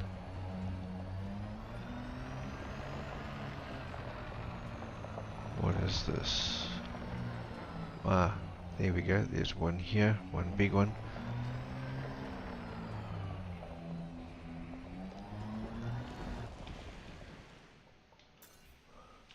Drive assist off.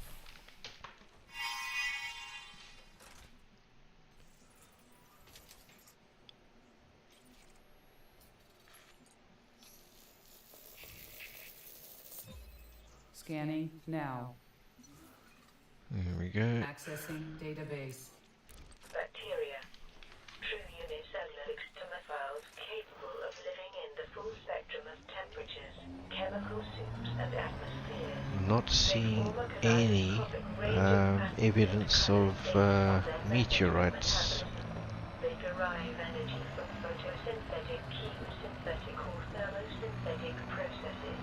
These are believed to be the precursors to many life forms and are often found in conjunction with other species. Whoa. Links between the biochemistry Okay. of bacterial colonies and neighboring organisms are What likely is but as yet this? unproven.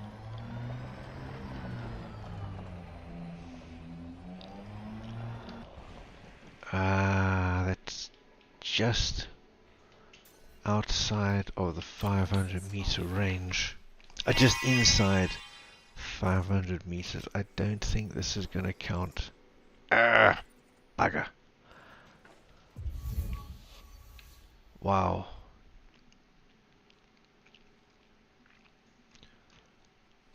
It's literally meters from the limit. Like 2 or 3.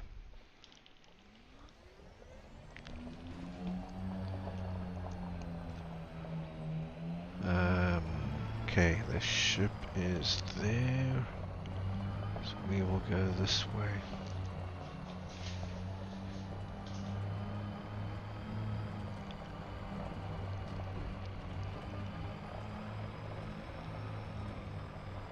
Actually, I wonder, I want to check something.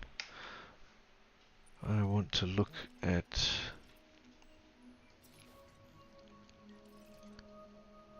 Okay, tungsten. Do I need tungsten? Yes, I need 75 of them. Yttrium I don't need. Tin I need. Selenium I need.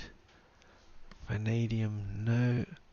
Phosphorus no. Manganese carbon no. None of those I need.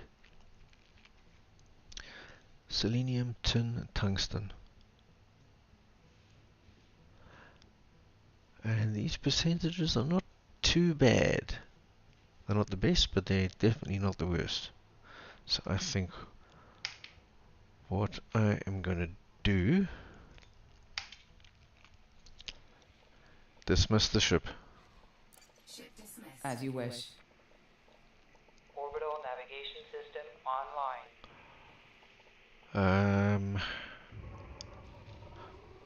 Okay, so the ship can go. So nothing is... It's basically an old habit. It's going to disappear anyway as soon as I get further than...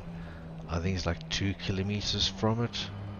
The ship will automatically take off and go back into orbit.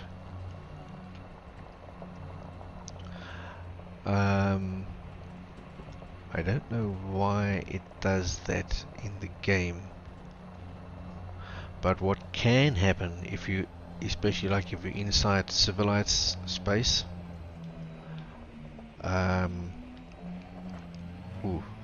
if you're in an area where enemy NPCs are active, they can discover your ship, and if they do, they will attack it and shoot it. And maybe even destroy it.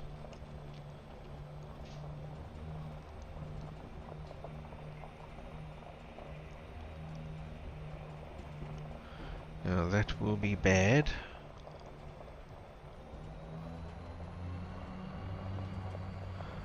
And so maybe I should select a direction and just head out. So I've got into the habit, if I don't actually need my ship, I'm not going to get back into it in any short length of time. I just dismiss it. Let's choose 300 and just go.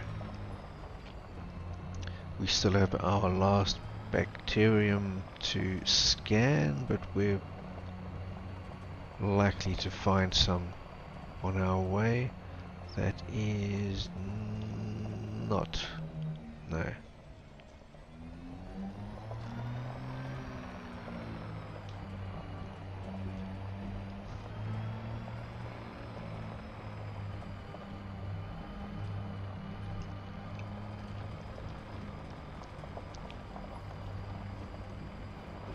I hope one of these are. Is it? Yeah. And one of the rare instances where there are several of these Drive assist off. in close proximity to each other. In my experience, this is not the norm.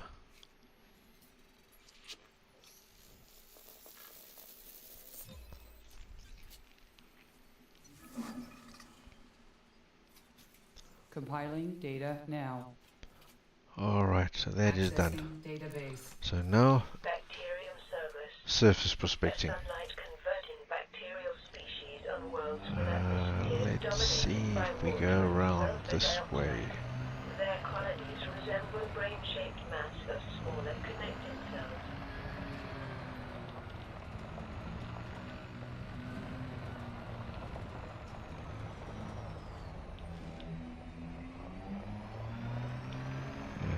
Yes. Haha. Yep.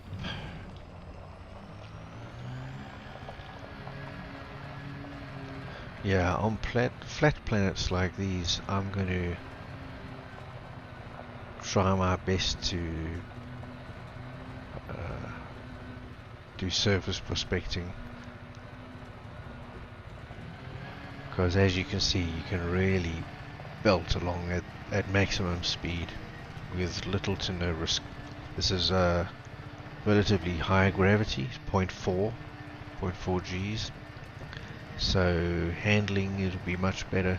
Material drop will be much better, much closer together, easier to collect. There's just no reason to not spend a little bit of time here.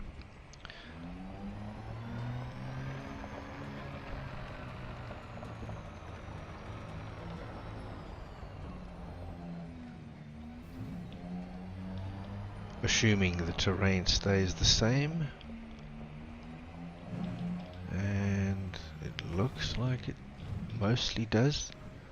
There's always going to be like bumpy patches every now and again like this, but they don't last for too long.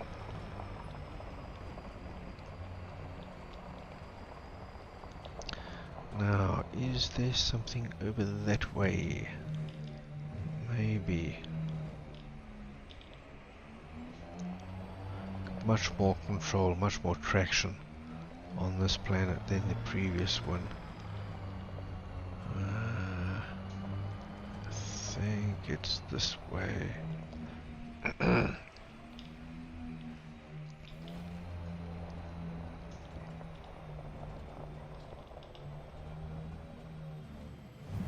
Oops.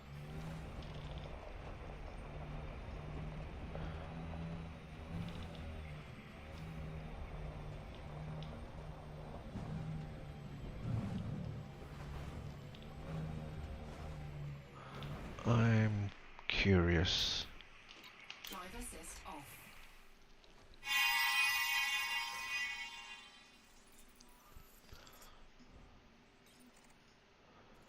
So that's where we are, 0.41 Gs. It has an atmosphere 258. So it's not dissimilar for places on Earth. A little bit chilly, but yeah.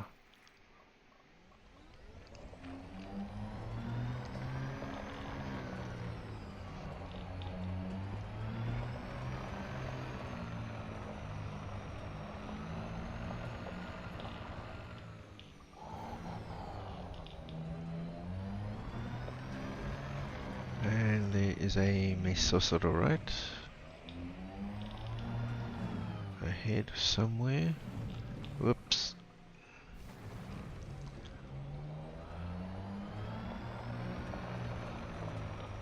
Pretty far away, but up that way. Let's see if we can get through here.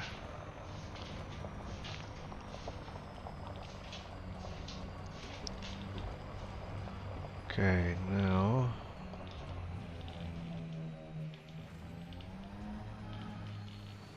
go. Ow!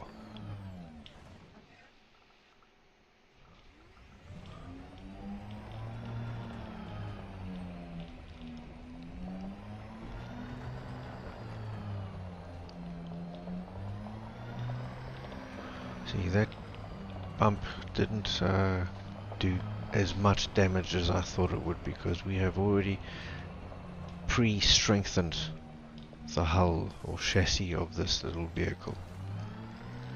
So it will take less damage from impacts.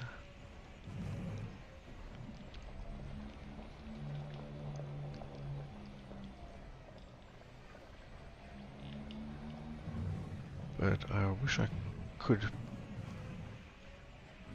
avoid taking damage as much as possible.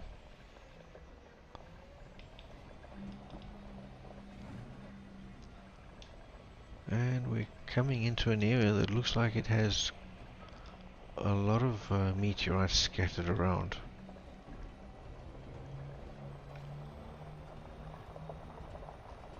And we're getting closer.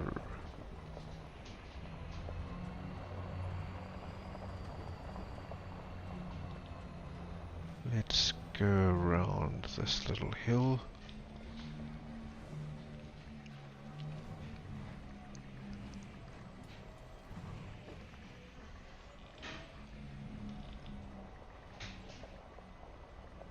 And it is this way. Let's go up here. Whoa.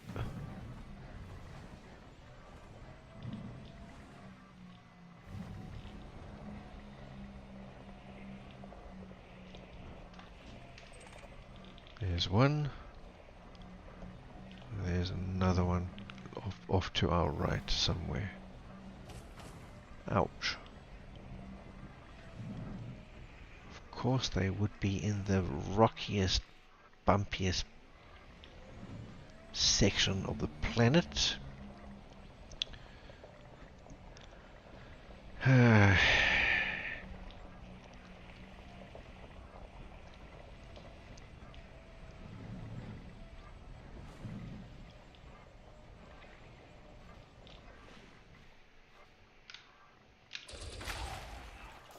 What do you have? Tin we need. I think that's all that's there that I need. Deploy cargo scoop. Deployed. Cargo scoop deployed. Nickel, vanadium. No. Or out there,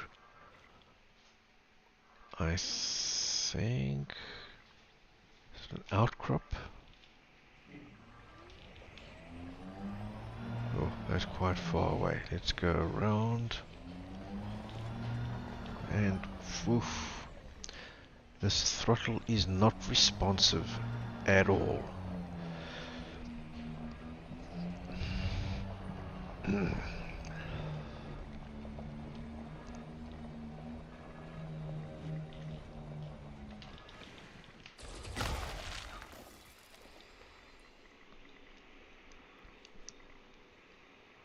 Oh.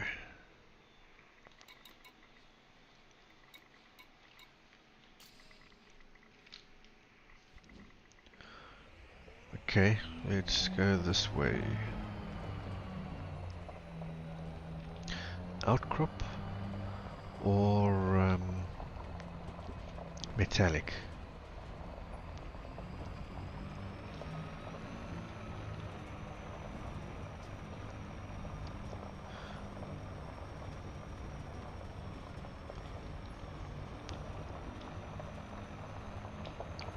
Let's go around.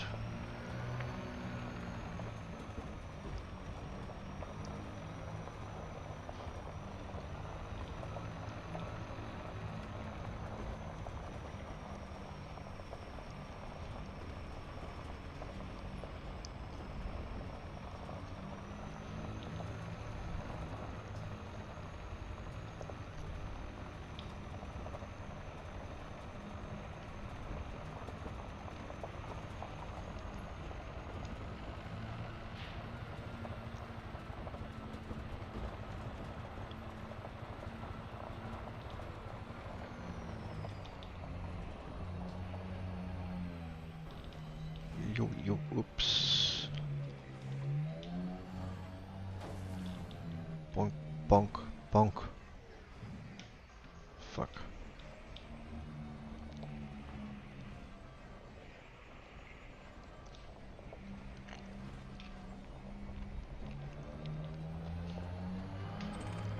Ah, outcrop.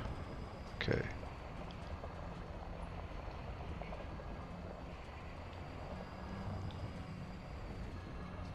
Oh, this looks like a wide open space. Tin we need.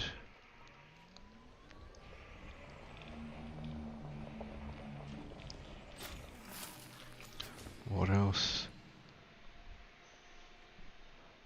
Manganese? No. Vanadium, lithium? No. Oh, bugger.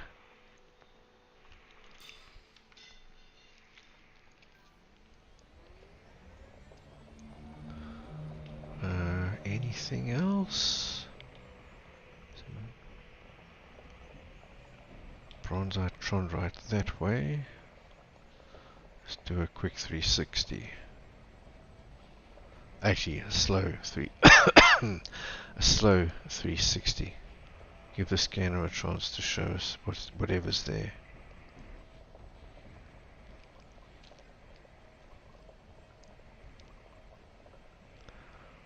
Bronzite out that way.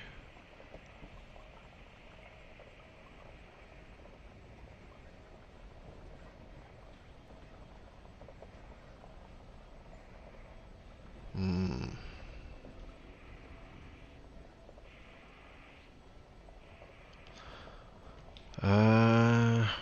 What should we do? We could do a wide loop around the inside of this crater.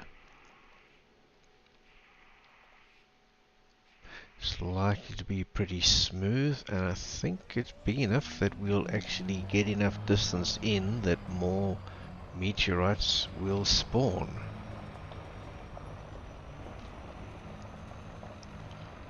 I think that's a good couple of kilometers ahead of us.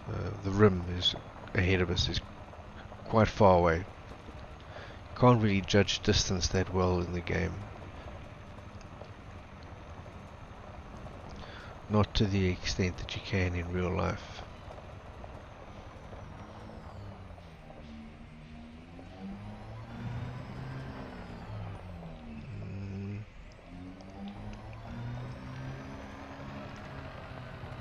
Is that the beginnings of a signal I can see at the top there? Because that could be a metallic. If it is. Yep, I think so. Very far away. This way. About 120. I think. Whoops. Let's go around this.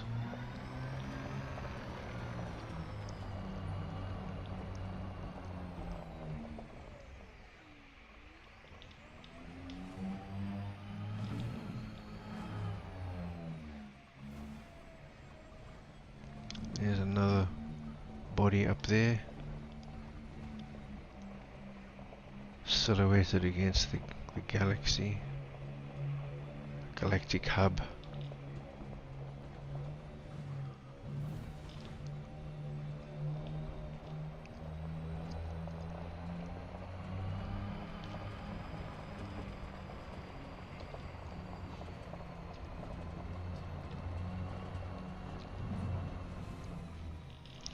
Ouch.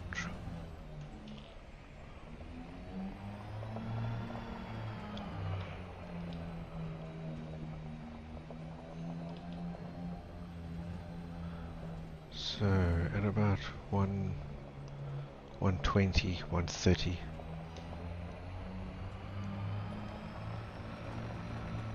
So let's go around all these bumps.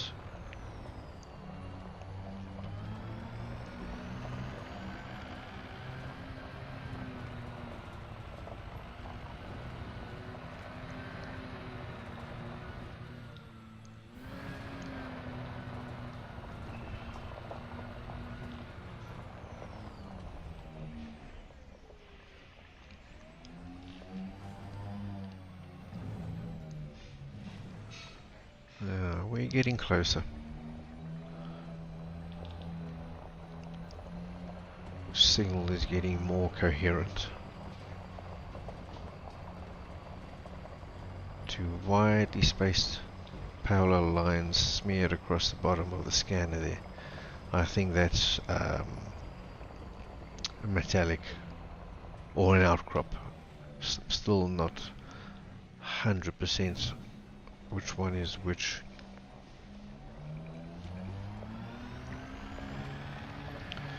And now it's flat again, so we can gun it a little bit. And go around this.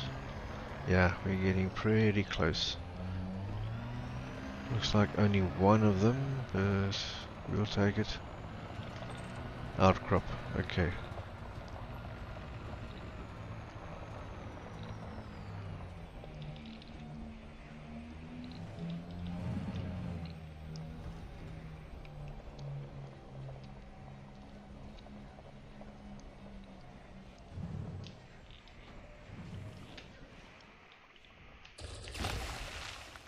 What do you have?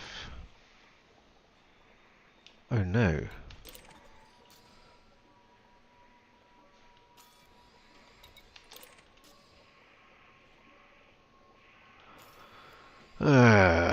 All that bugger. A nickel full of. Yeah. Alright, maybe travel directly 180. That looks relatively flat and goes on for quite a while, so let's see.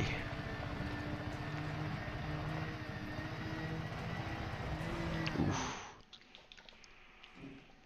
Did not mean to do that.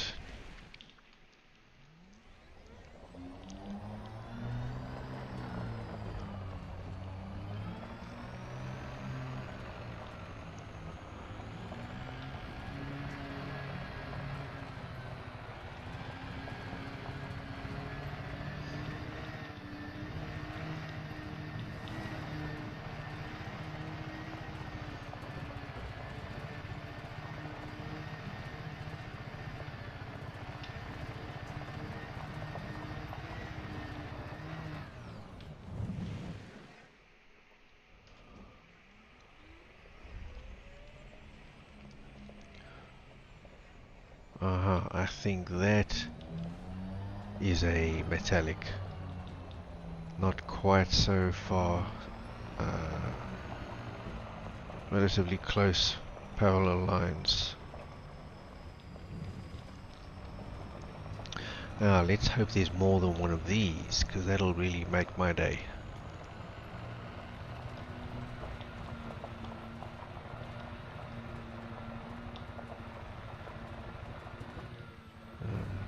Not sure.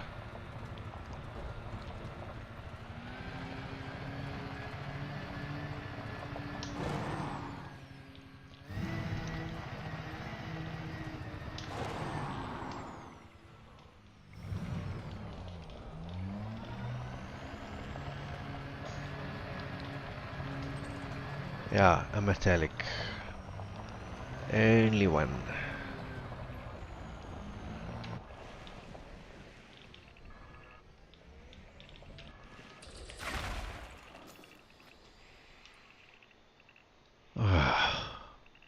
If I needed yttrium, this would be really cool. 1, 2, 3, 4, 5. That's 15 units. 3 from each. But I'm already full. Yeah. Still, if it had given us 5 of something else, wow, that would have been a bonus. Oops.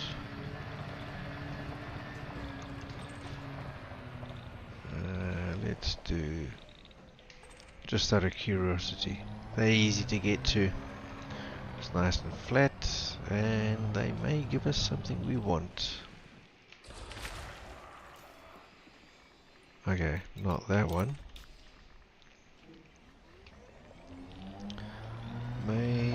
next one? Who knows?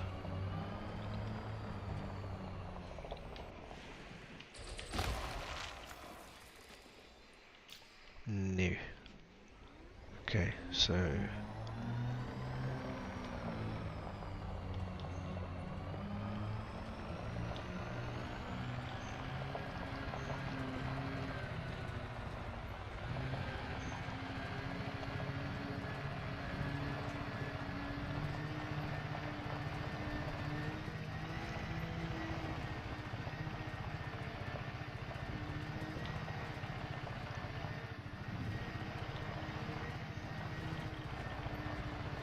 we can get a lot of distance.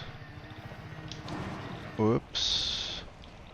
Bronzite and another one. So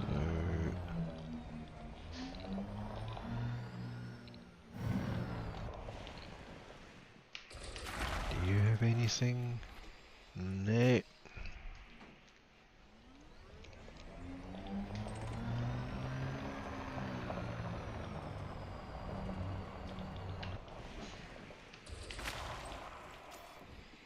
No.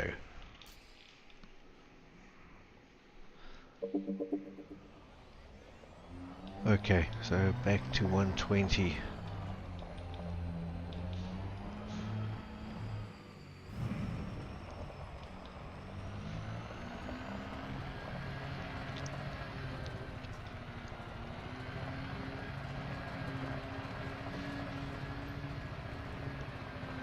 Dims. Dim.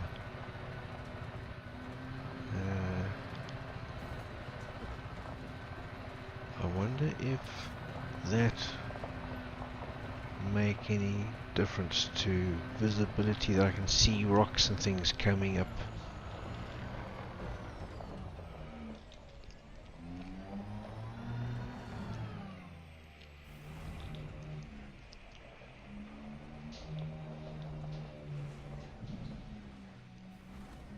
There are two light settings on the vehicle, dims and brights, just like in a car.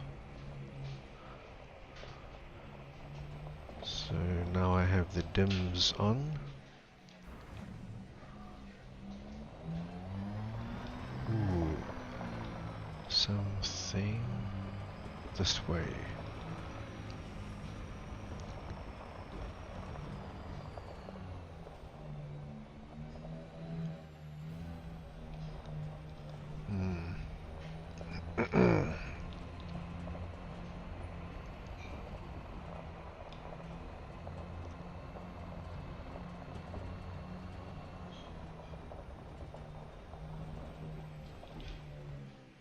Whoa. Okay.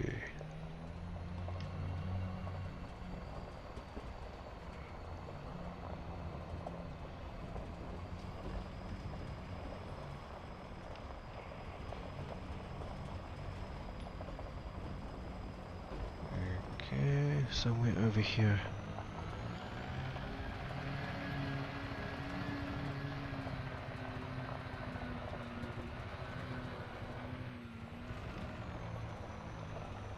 And let's go around this.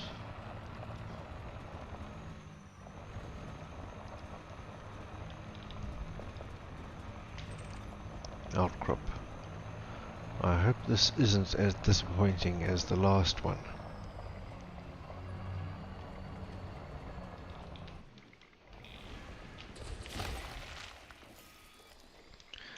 Selenium.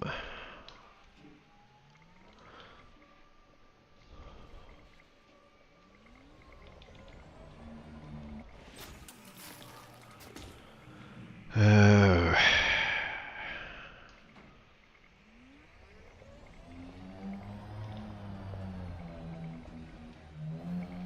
And back to 120 or so.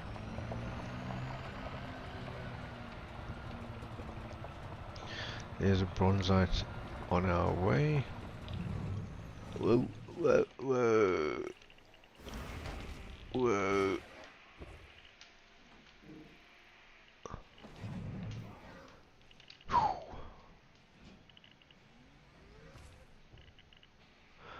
Okay, we're still at 94. 94. Oops.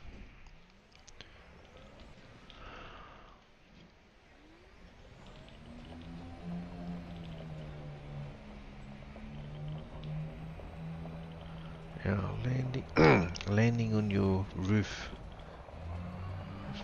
Not very good for your SRV.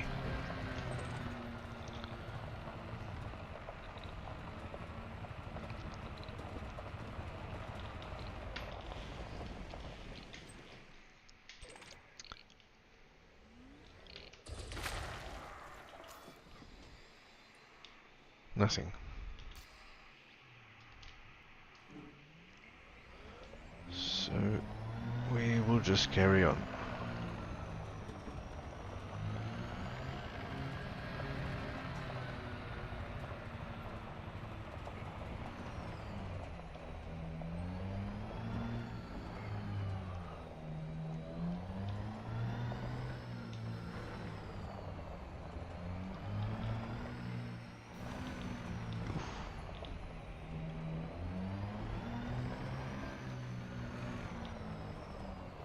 Hope we don't have too much more of this to go. Although it's not so bad really, I can still make fairly decent speed.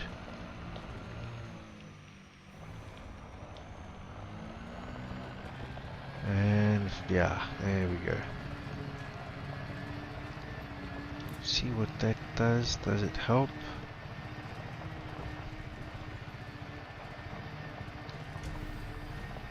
Well, that helps more. So let's switch off the lights and just use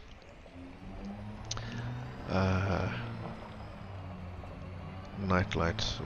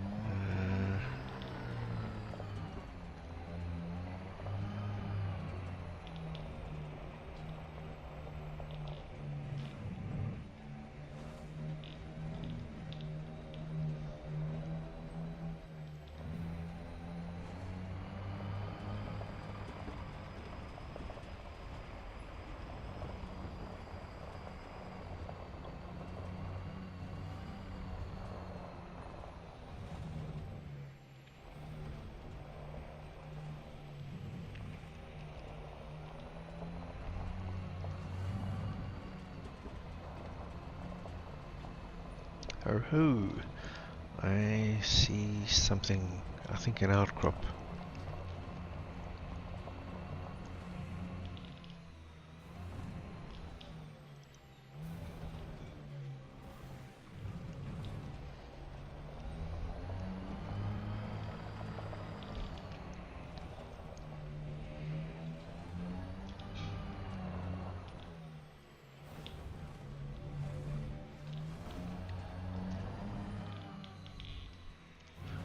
Yo, whoa, whoa, whoa, ow.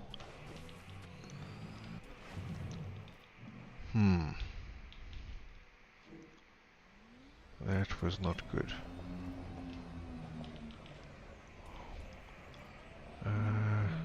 Going, oh, this way.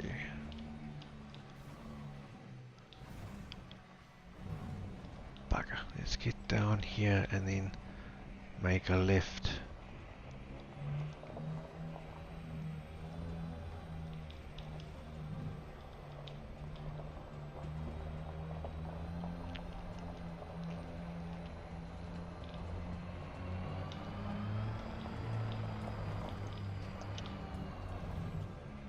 Three of them.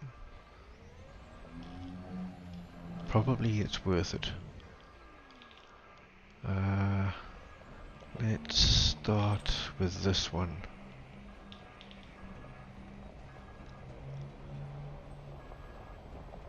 Ah, metallic meteorite. Okay. Now, please don't disappoint me. Okay, tin, yes.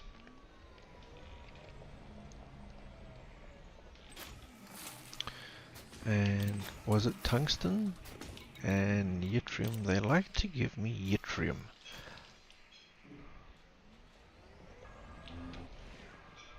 And I want that one next.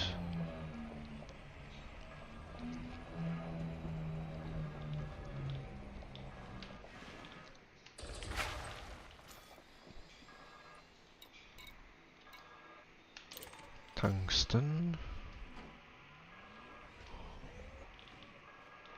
Come on. Oh, stop that. 10.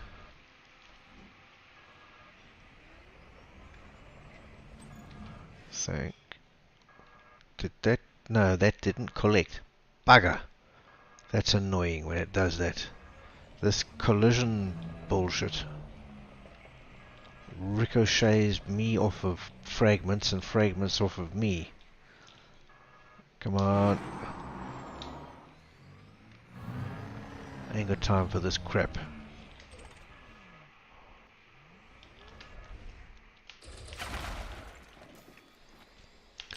Ooh, lots of tungsten. Okay, now thing is to go very slowly over these things. Vanadium, no, I only need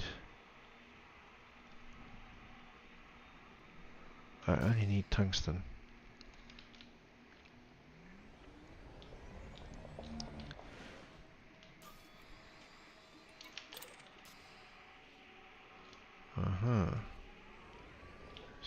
There's two next to each other.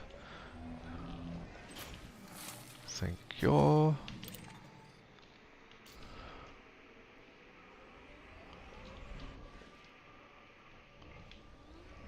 Now this is a grade 2, no, grade 3. Yeah, grade 3 material. But that was from a metallic. Alright, what do I need? Cadmium. I need another 87. Niobium 117. Selenium 21. Tin 78. Tungsten 60.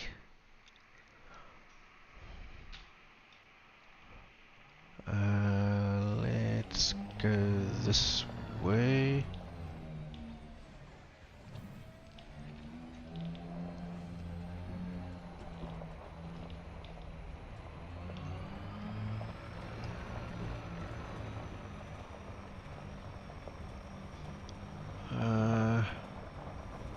Okay, let's continue to go this way. That's way too mountainous for me.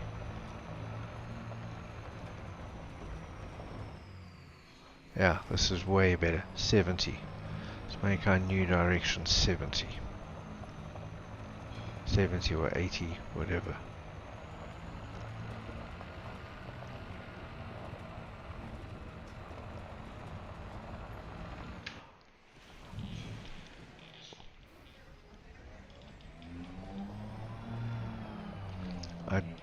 I'm not enjoying this throttle.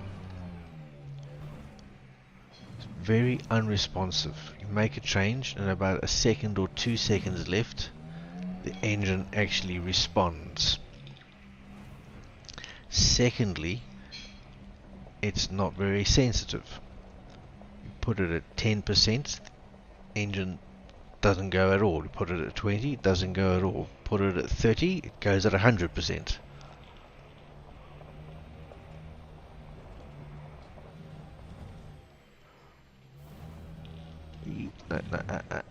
This way. Alright, that way looks nice and open. So 30.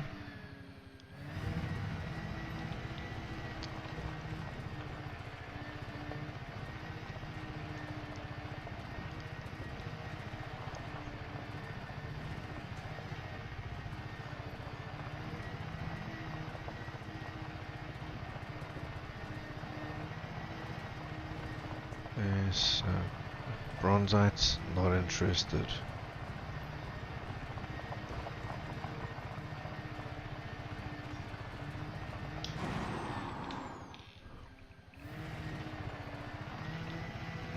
Ooh, there is an outcrop, maybe? I gotta get used to these things. Wide spaced lines. Let's head more this way. Yeah.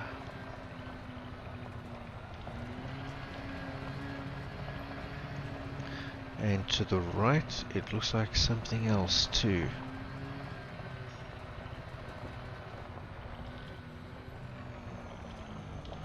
Let's go past these little hills, whatever. Outcrop.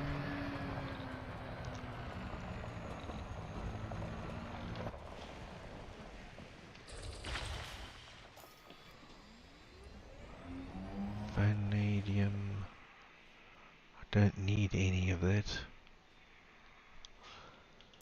Eh. Let's see what was this way.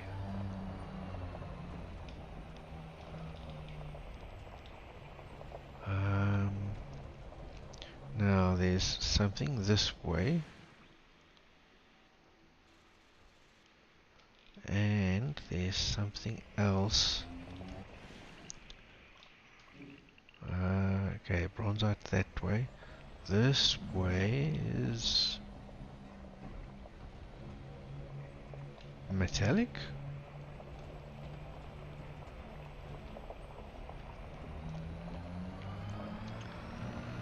Let's go and have a look. It's nice and flat, so shouldn't be a great problem to get there.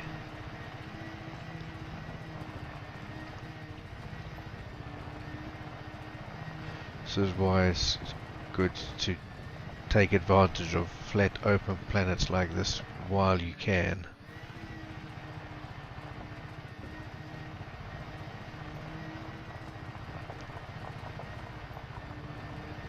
Because not every planet is like this. Metallic, yes, and there's 3 of them. Oh yes, that's what I like.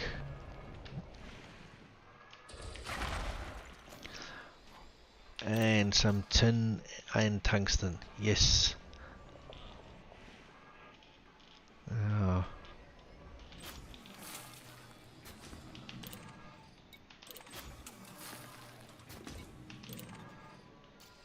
Where is it? There. And alright, let's do that slowly.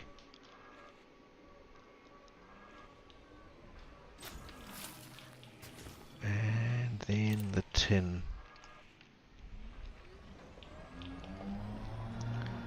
Do not want these things ricocheting off of me. There we go, got them. That's a waste and it's annoying.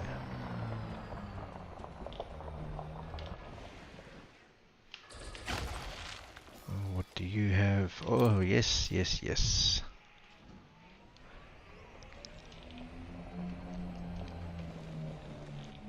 If this keeps... Ooh, yeah. Ah, bugger! One of them. Fuck, motherfucker. Fuck. I could see one of them disappearing.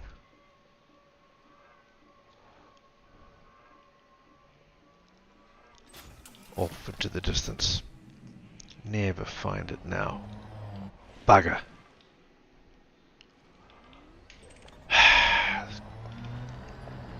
Driving over something should not make it ricochet off of you at 1,000,000 miles an hour.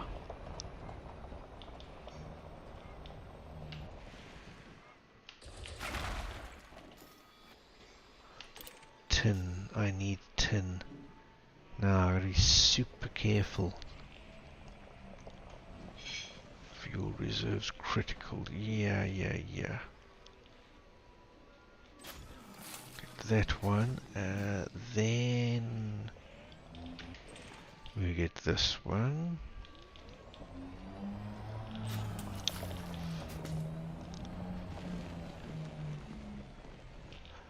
Oops, too far.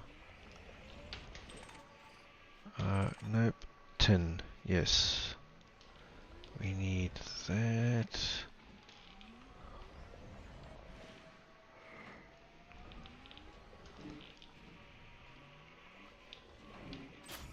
Thank you. And thank you. Now over here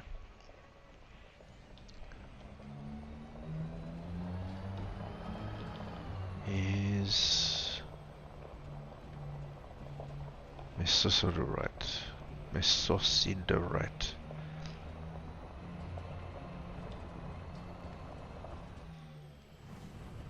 Ouch. That's quite close.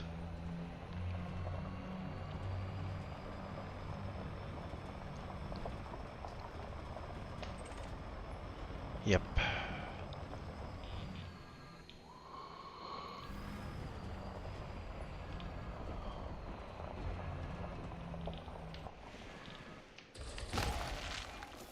What do you have? Oh, selenium, yes.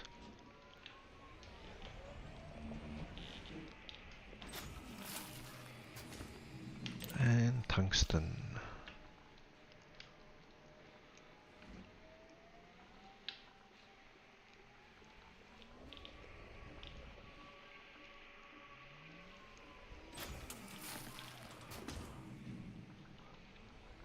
Okay, that was pretty good.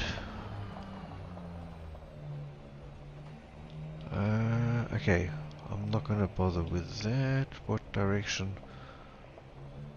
I think maybe this way.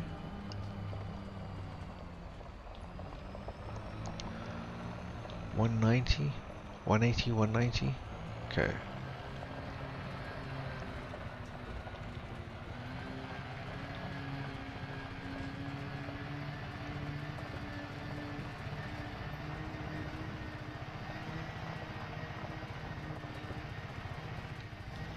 Ah.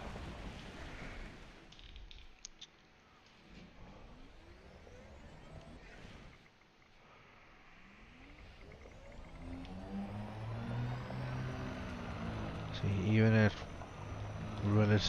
even on relatively high G worlds, you can still spin for no apparent reason.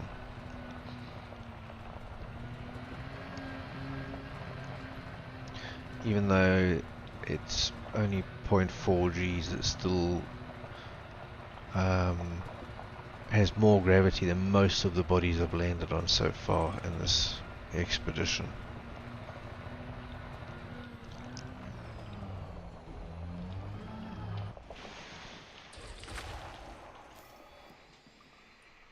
No, don't need any of that.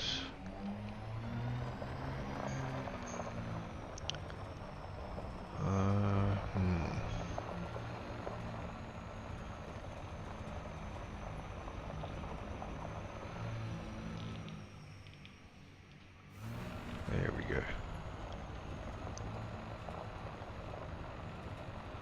At a sensible speed, you can ramp over things and actually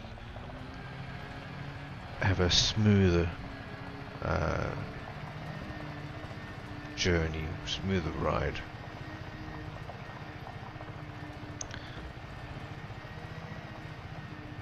Overdo it though, and you will be punished by physics.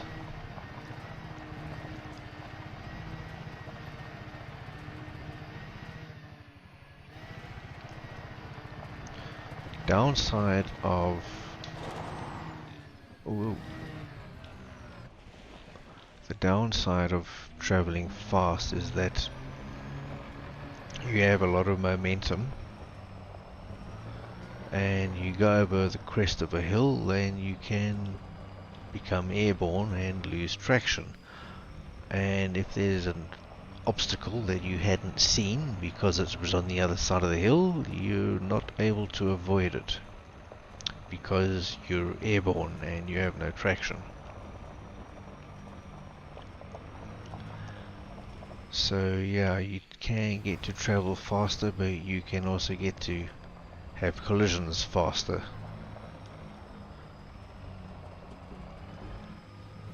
Double-edged sword.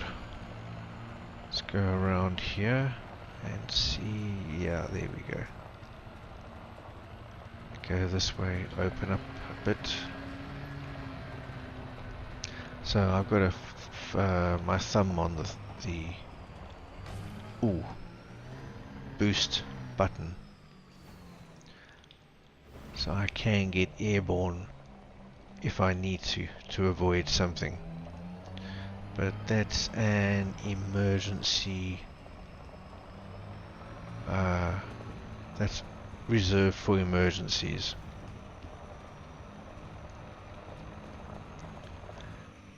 Because your boost is limited.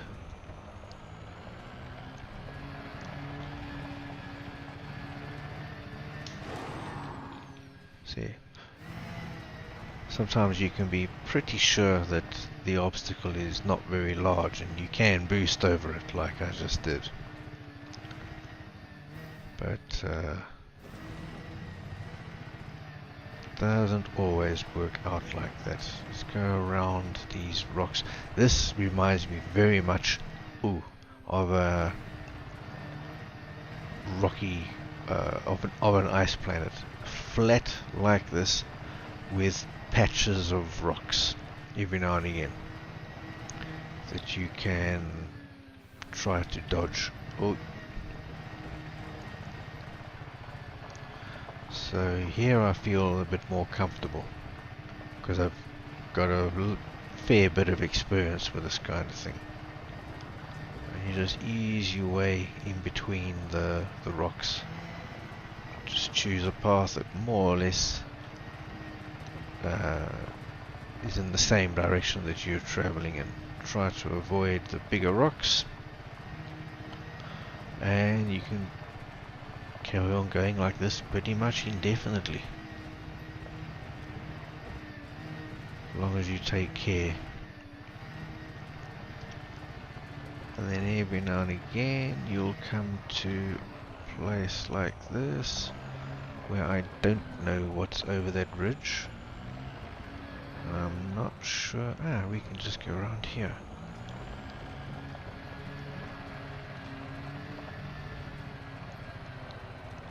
Main intention is just racking up distance.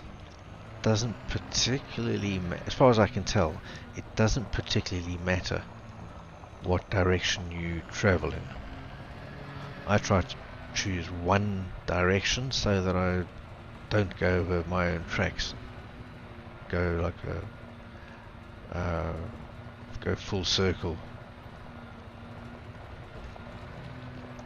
But I think if your circle is big enough, whoops, the game will actually generate more meteorites. So you make a circle with a radius of 20 k's. By the time you get back to the beginning, I think that the game will probably generate more meteorites, even though you get back to your starting place, so you've been there before. The game will sort of forget that you've been there before, and it'll regenerate. I think I've never actually done this, but sometimes I have found myself in a place where I'm pretty sure I've been before, and meteorites have generated ones that I was interested in. So I always thought there's no reason that I would travel through that area and not collect the meteorites that I'm interested in. So that's why I think the ones that I saw when I got back there were regenerated. Maybe not in exactly the same positions, but the game seems to forget that, yeah, I did actually start from there and have been there before.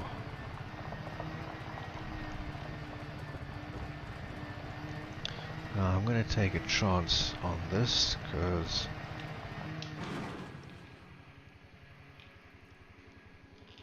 okay, that worked out okay, but I'm not sure I want to carry on in that direction. And yeah, if I had tried that trick again, I don't think I would have got away with it, given the terrain. So don't get carried away with boosting and jumping and ramping and that. It will work some of the time at least, but some of the time you will see your ass. Now there's something here, and it's towards the bloody mountain. Is it on this side or the other? Because I'm not going to climb up that crap. No. I think we'll go. Shields Ugh. offline. Shields offline. Cargo skipped. Yeah.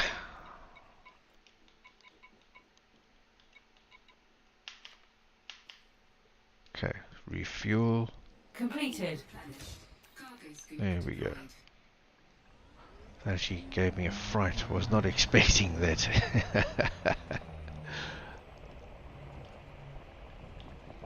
Okay, so it doesn't matter if you run out of fuel,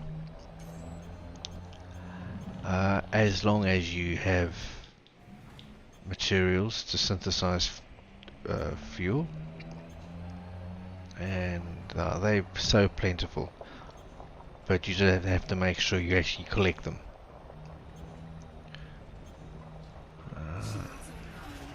Shields online. Only thing that happens is that for a short while you will lose your shields while they regenerate, and for an even longer time they will not be at full strength. But because I've got full pips into systems, that regeneration will be the quickest, and then my shields will be the strongest. Please tell me it's before this mountain.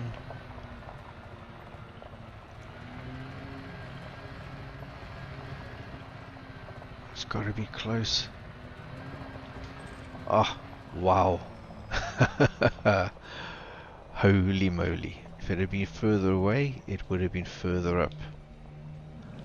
And yeah, do not need that. Now, is there anything I need there? No. Bugger.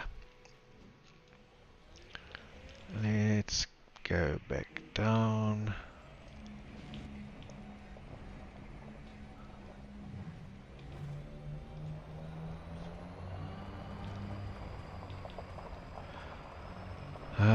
It is getting mountainous, but there are still these open plains in between the mountains, so I think I'll keep going for a little while.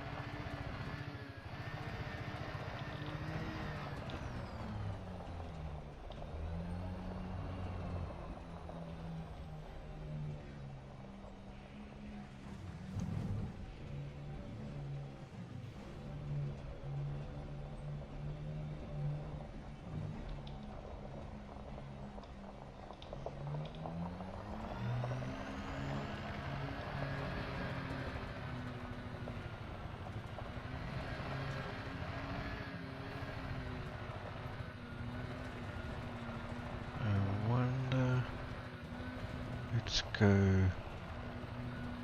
Whoops, more this way.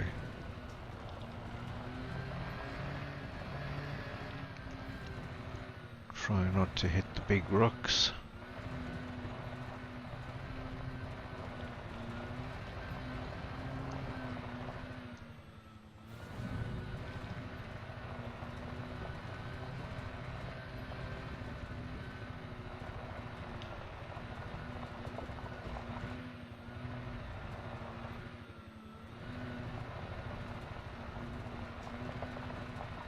Yeah, this night vision is helping me see obstacles.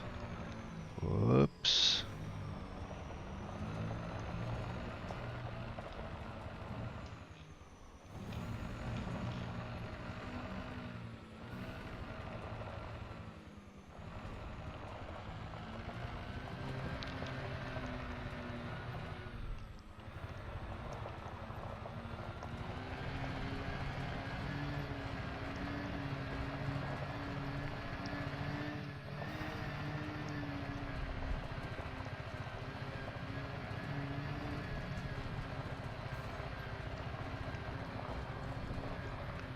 Really? In the next 10 minutes? Nah.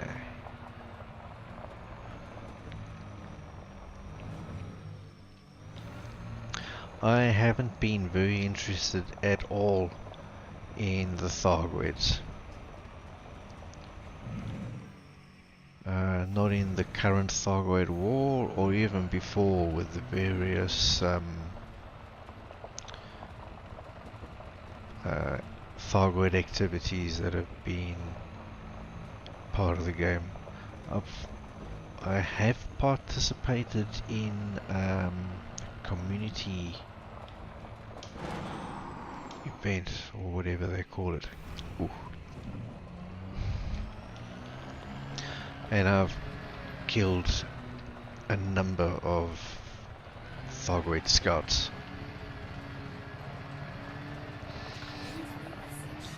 But nothing bigger.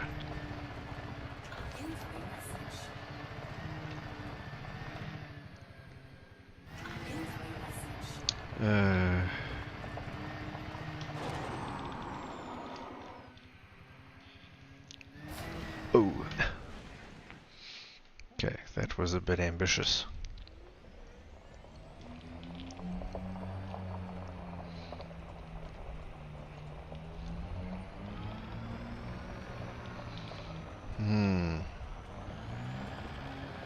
I think based on what I collect from the next set of meteorites, I may call back the ship and continue the expedition.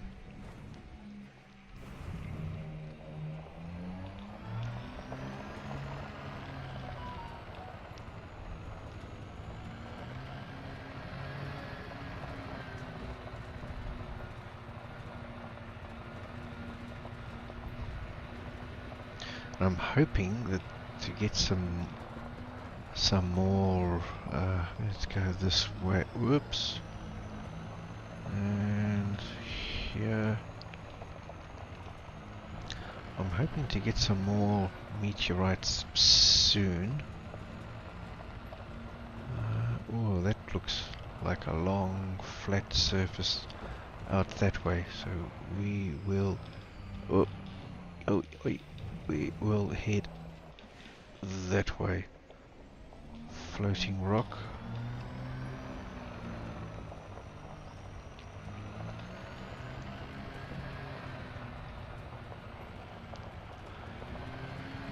Yeah, so...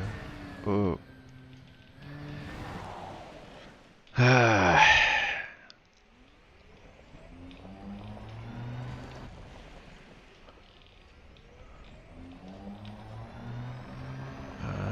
Now I've completely forgotten which way I was going.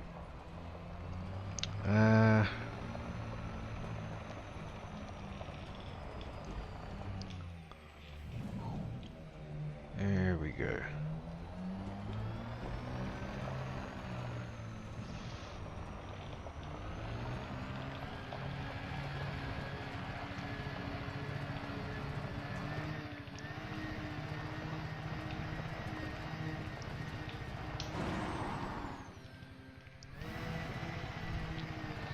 We're doing 70 degrees.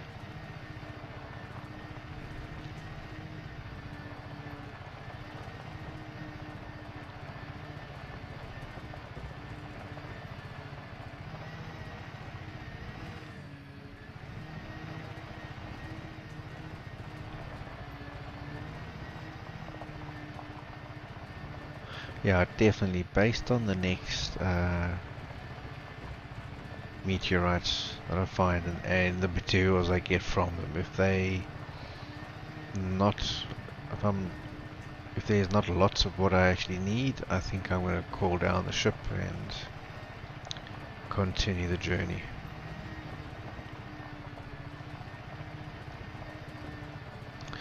Because as nice and relaxing and as it is to just drive along like this,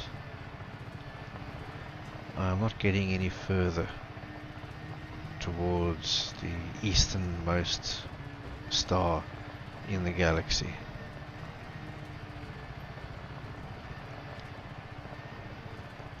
And there are going to be many more planets that I'm going to land on.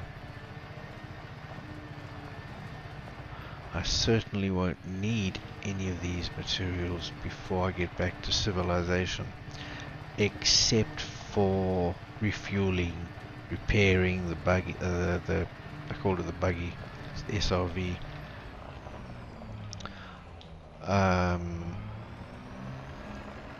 And maybe synthesizing jumponium for the ship. Actually, I'm pretty sure I'm going to need to synthesize jumponium at some point, based on my previous experience.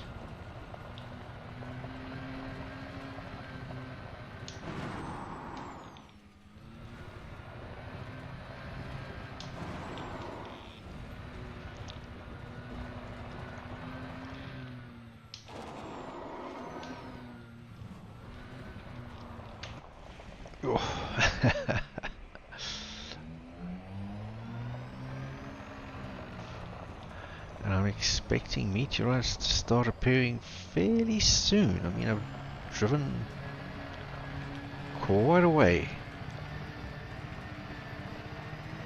So any minute now I'm expecting to see a signal appear.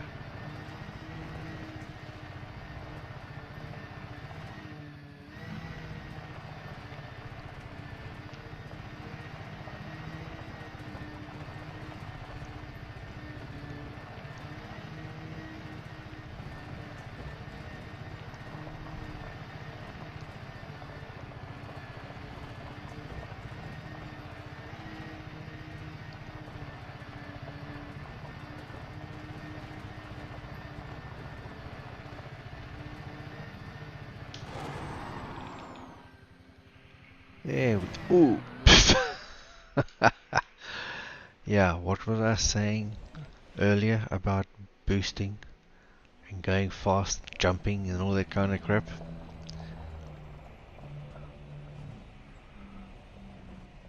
Oh, I'm down to 73. Wow.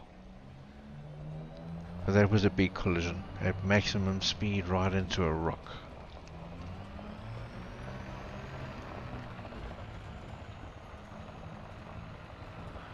And I was already down to, don't remember, but it wasn't at 100. Anyway, there's some more meteorites on the scanner. We will go and investigate and see what we get. And if I'm not particularly impressed, we'll just call back the ship and go to the next system. Ooh, there are some more. Is this sort of right? Let's go this way,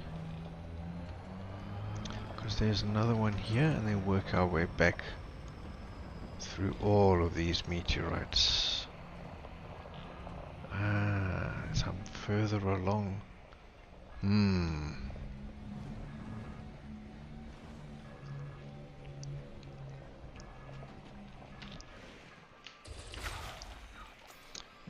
Nothing. Tungsten, yes.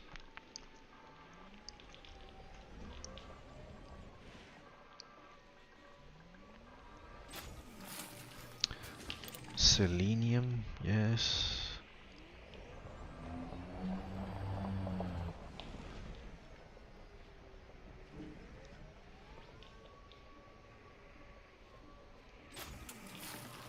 And tin.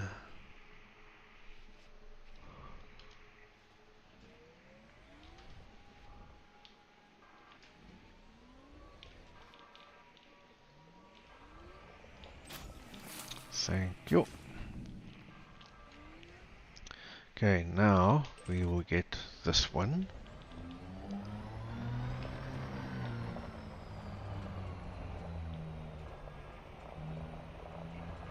And then investigate those other ones that look like outcrops or metallic. I think outcrop. Oops.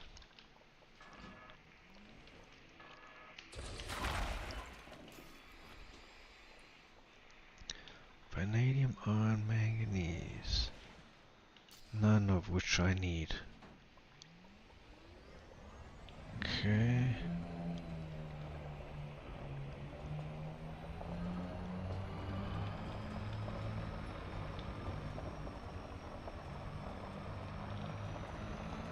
Okay, it looks like a fair way off,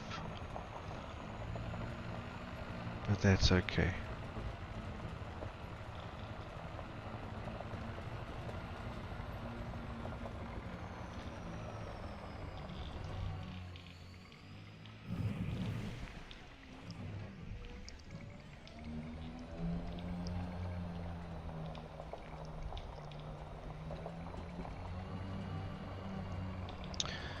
Yep.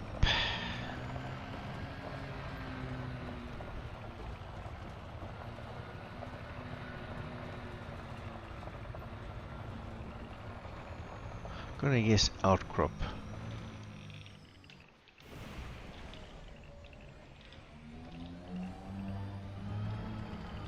We'll see if I'm correct. And more than one. Yep.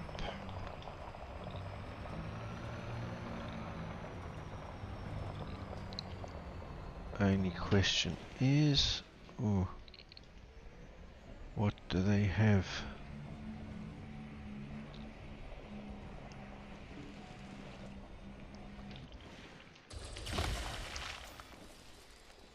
Oh, nothing. Come on.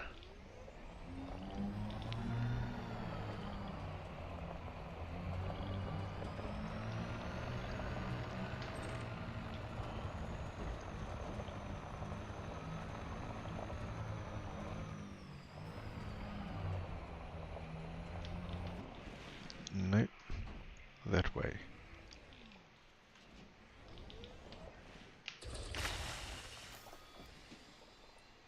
Nothing. Note to self. Ignore outcrops in future. Actually, there's nothing on my scanner. I think I'm going to recall the ship. And in the meantime, Ship recalled. critical next 10 minutes. Didn't you say that like 10 minutes ago? 24 hours. Confirmed. 10 minutes. Received coordinates set.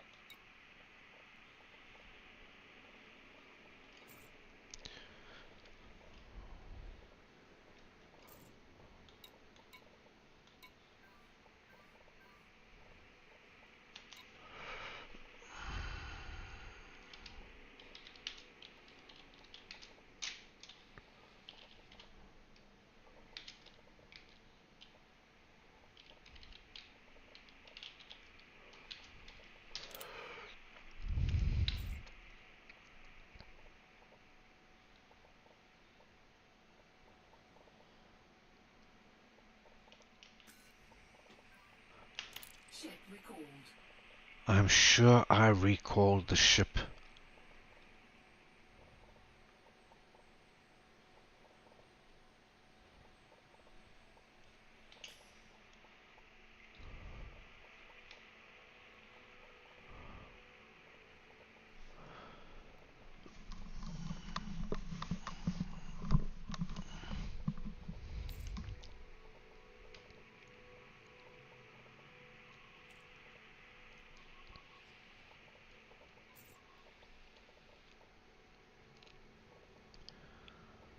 There it is. All this flat space there, and it goes way the hell over there.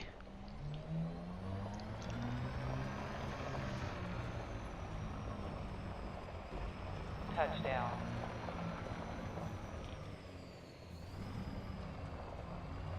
Night vision off. Okay, Commander.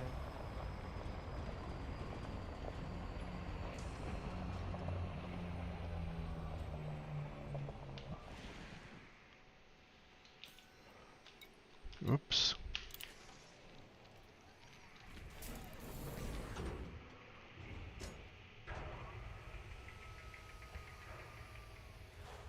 Drive assist off. Cargo scoop retracted. Now, when if I remember correctly,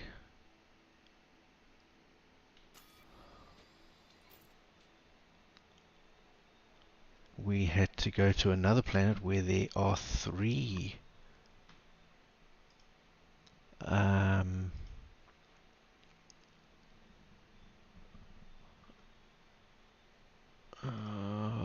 where can I see?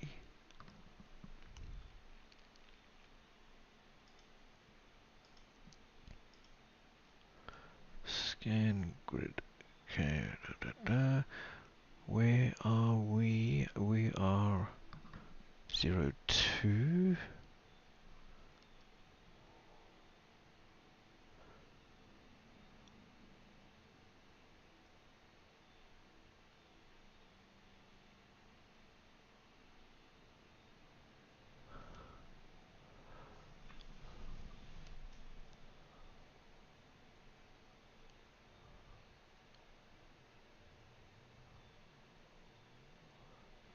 Um, um, um, um.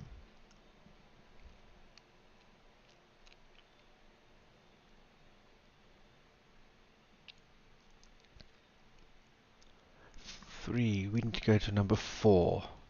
There are 3 more biologicals there. And estimated values on our way.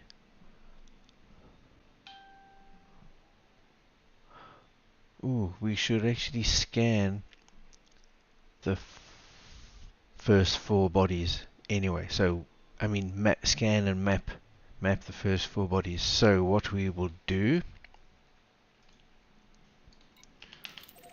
let's go there, map that. I need to check which body had the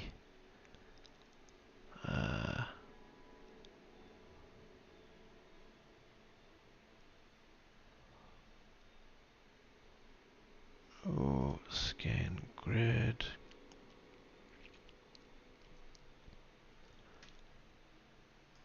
Let's put that there. Okay, so there's 3. Right next door. We've got to land on the 3rd planet as well. There are 3 more biologicals there. So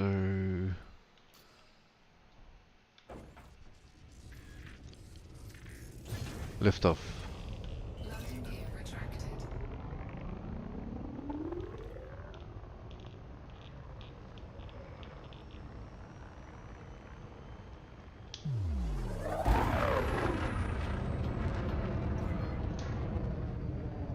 Frameshift drive charging. 4.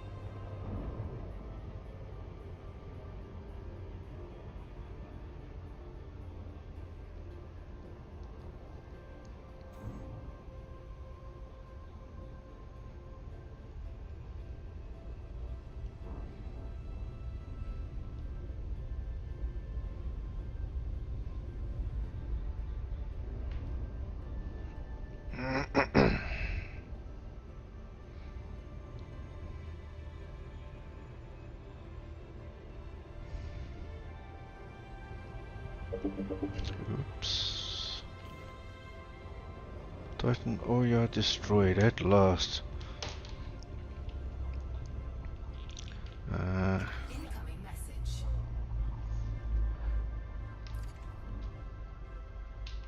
Incoming message. Alright, I heard it the first time. I don't need to get 6 different messages Incoming message. all saying the same thing.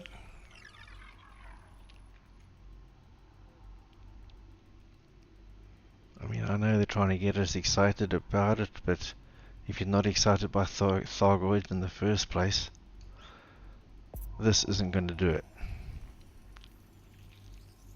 Surface scanned by 50%.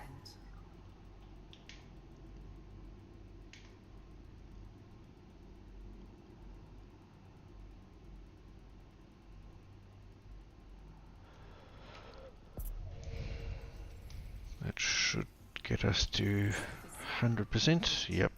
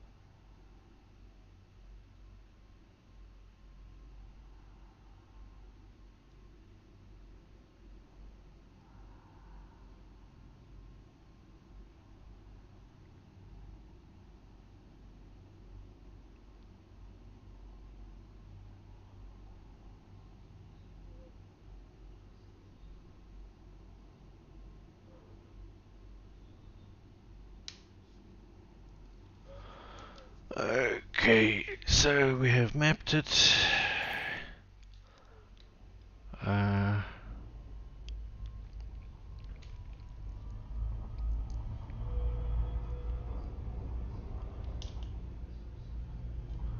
Why isn't it showing percentage mapped?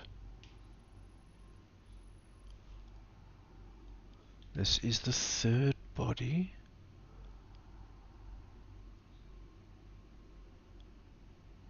Ah, okay, I know.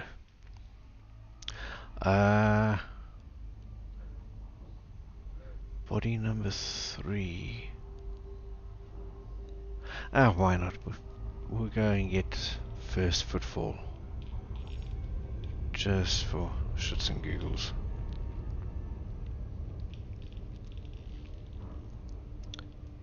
So we actually need body number 4, not body number 3. There were 3 biologicals there.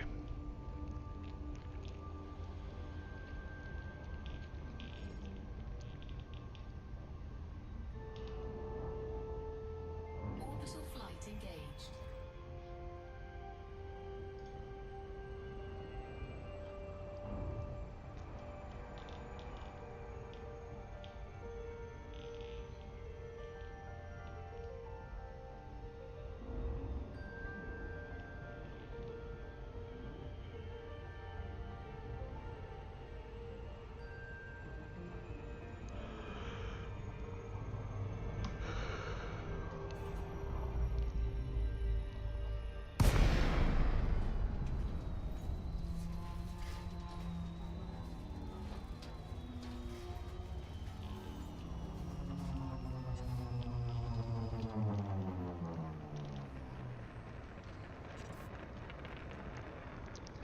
Touchdown.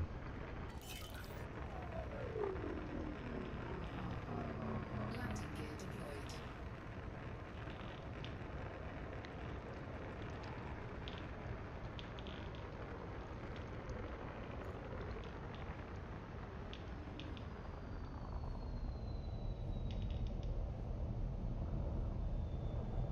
come on.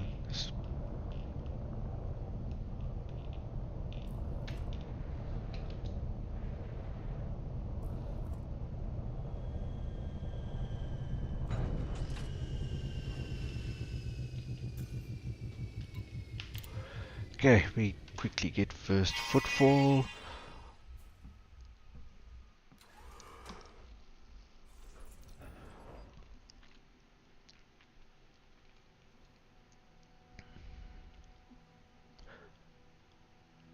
Board ship. Transitioning to ship.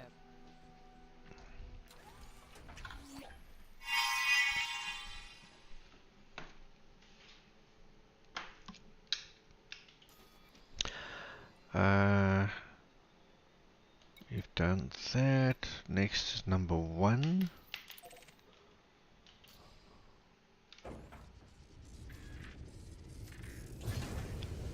Lift off. Loading gear retracted.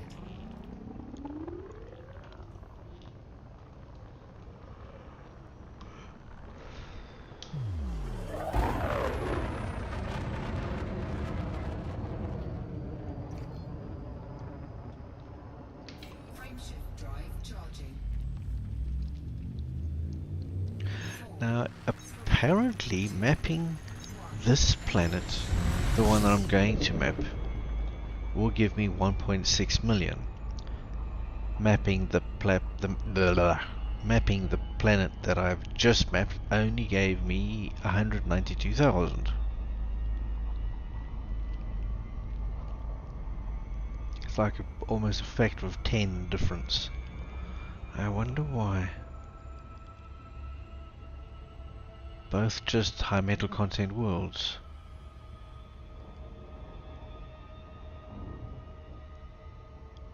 It's certainly worth mapping, but I'm just wondering at the difference in power. I don't understand that.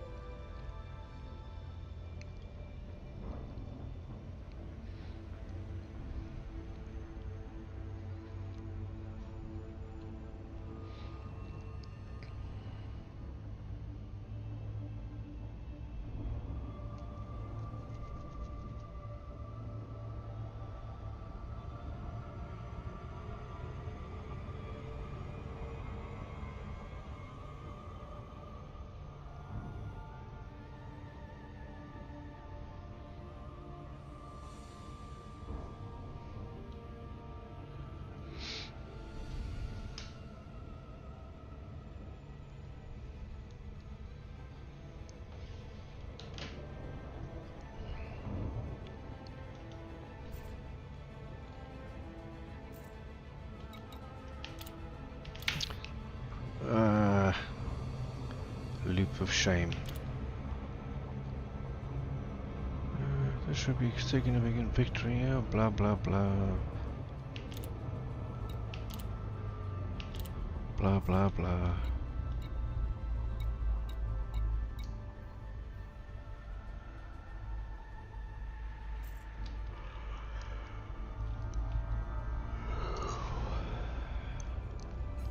As you wish.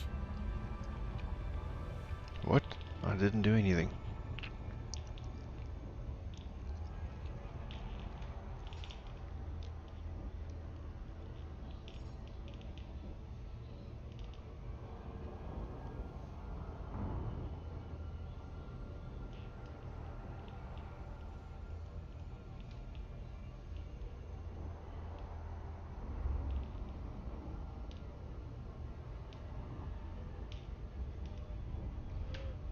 Okay. 6 probes. Let's see if we can do it in 2. So, 1 there, and 1 there.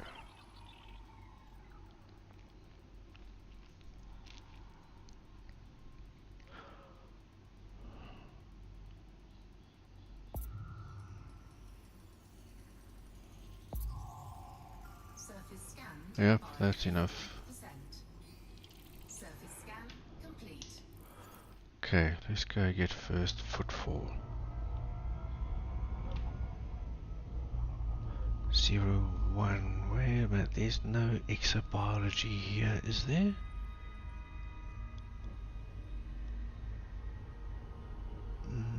No, not that I can see.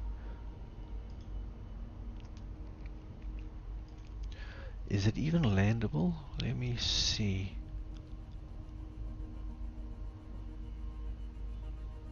Maybe not.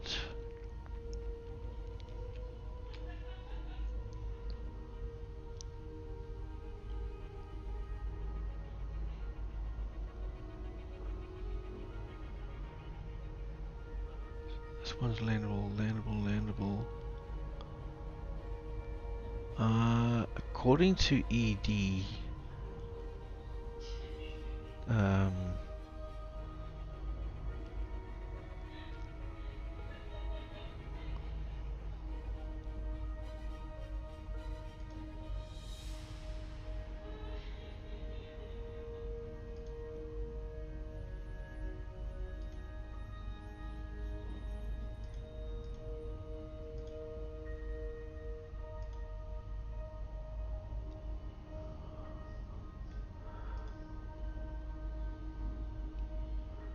okay, so according to ED Discovery, it's giving me a table of the bodies in this system with descriptions of what they are, what materials they've got, temperatures, etc.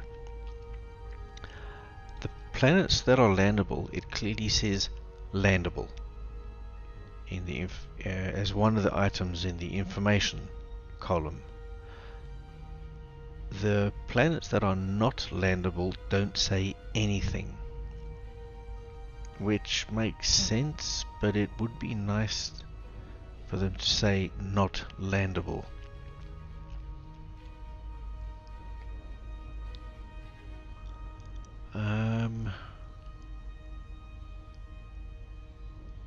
Had a very thin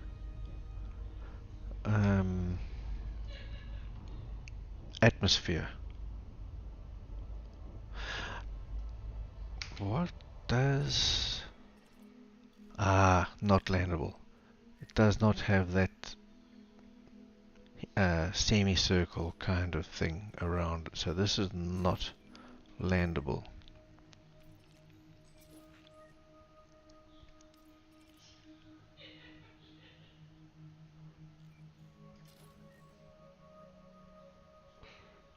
First footfall, first footfall.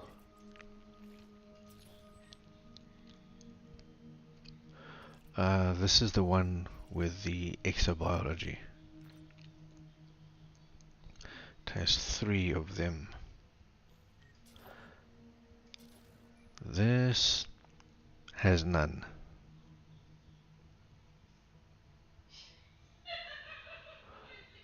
Carbon dioxide. 0.29 atmospheres. Those are 0 and close to 0. This doesn't say anything about an atmosphere. It's... See, surface pressure. Low. Low atmospheres. And this says nothing.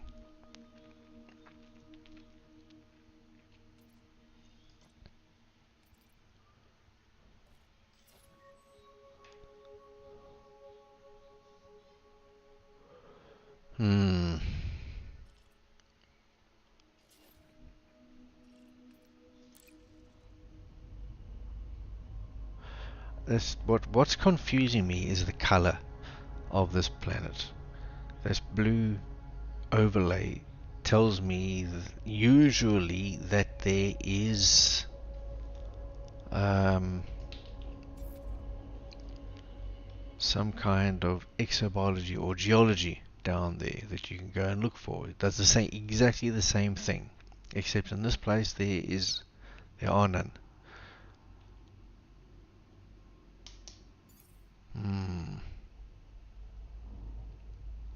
Let's see. We'll proceed with caution at a slow speed, and if we drop out of Super Cruise, which I suspect we will,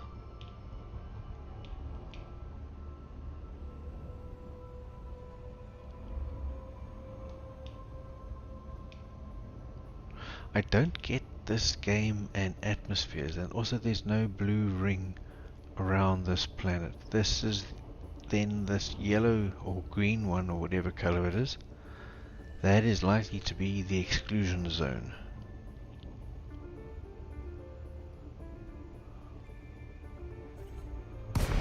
Yeah.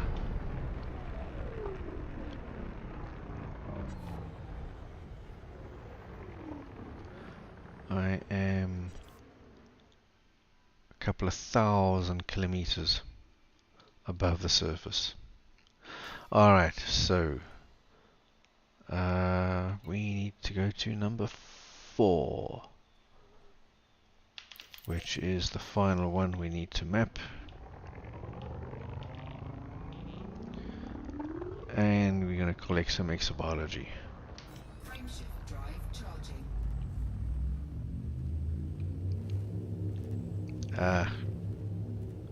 Got to point away from the planet surface, directly away. 2, 1, engage.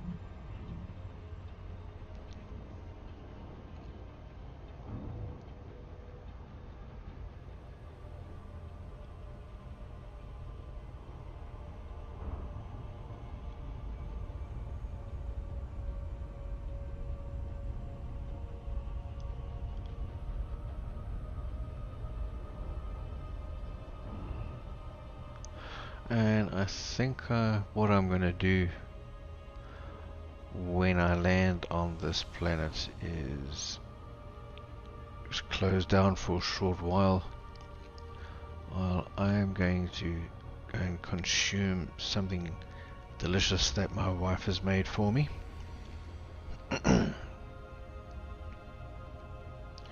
And come back to the game a bit later.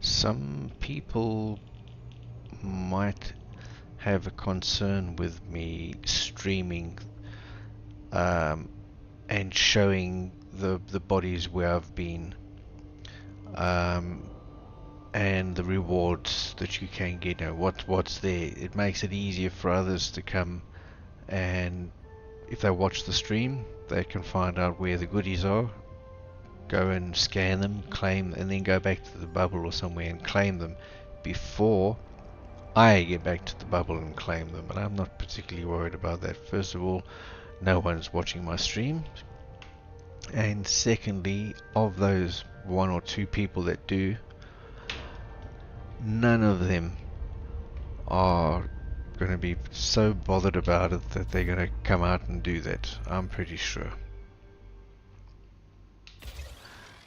And thirdly, even if they were to do that, I would never know about it because I'm going to hand in hundreds of entries.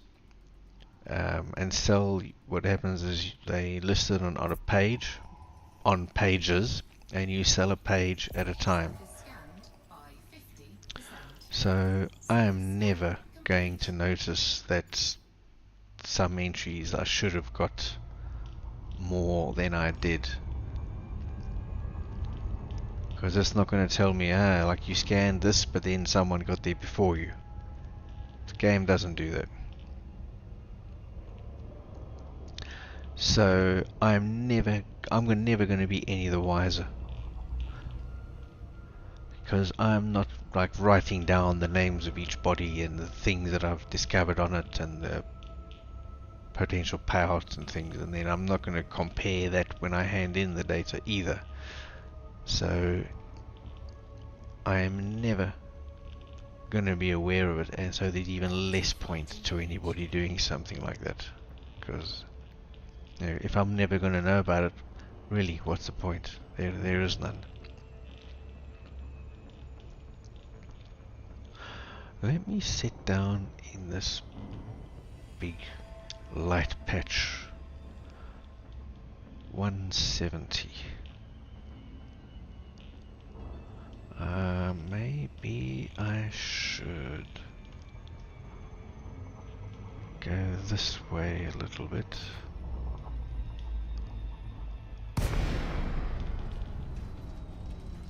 I want to end up going in Super Cruise. Every ship is very lethargic, but this one particularly so. Wow. Alright, so 120.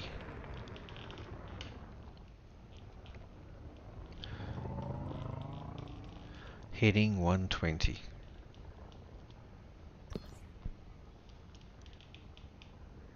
Touchdown.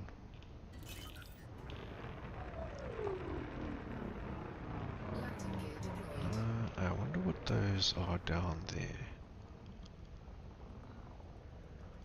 Okay. We can do these first. And let's scan these from the ship.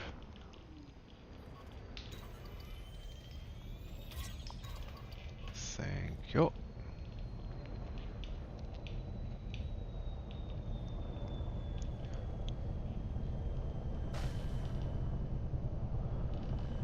Come on.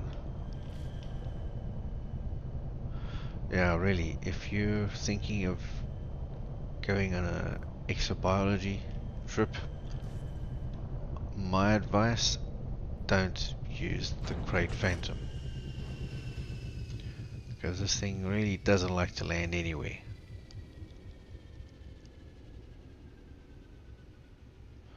Okay, so I'm gonna quickly hop into, oops, deploy this.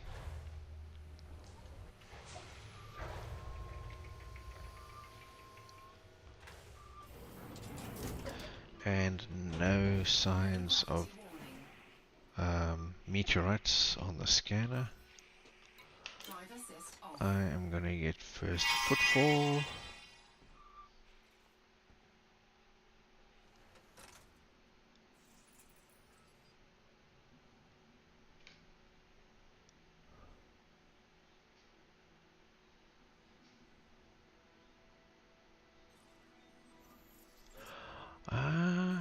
Okay. So, I'm gonna get back in.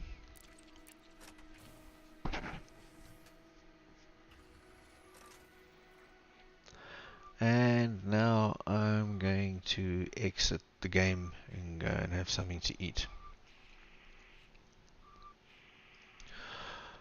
So, anyway, Have a good one.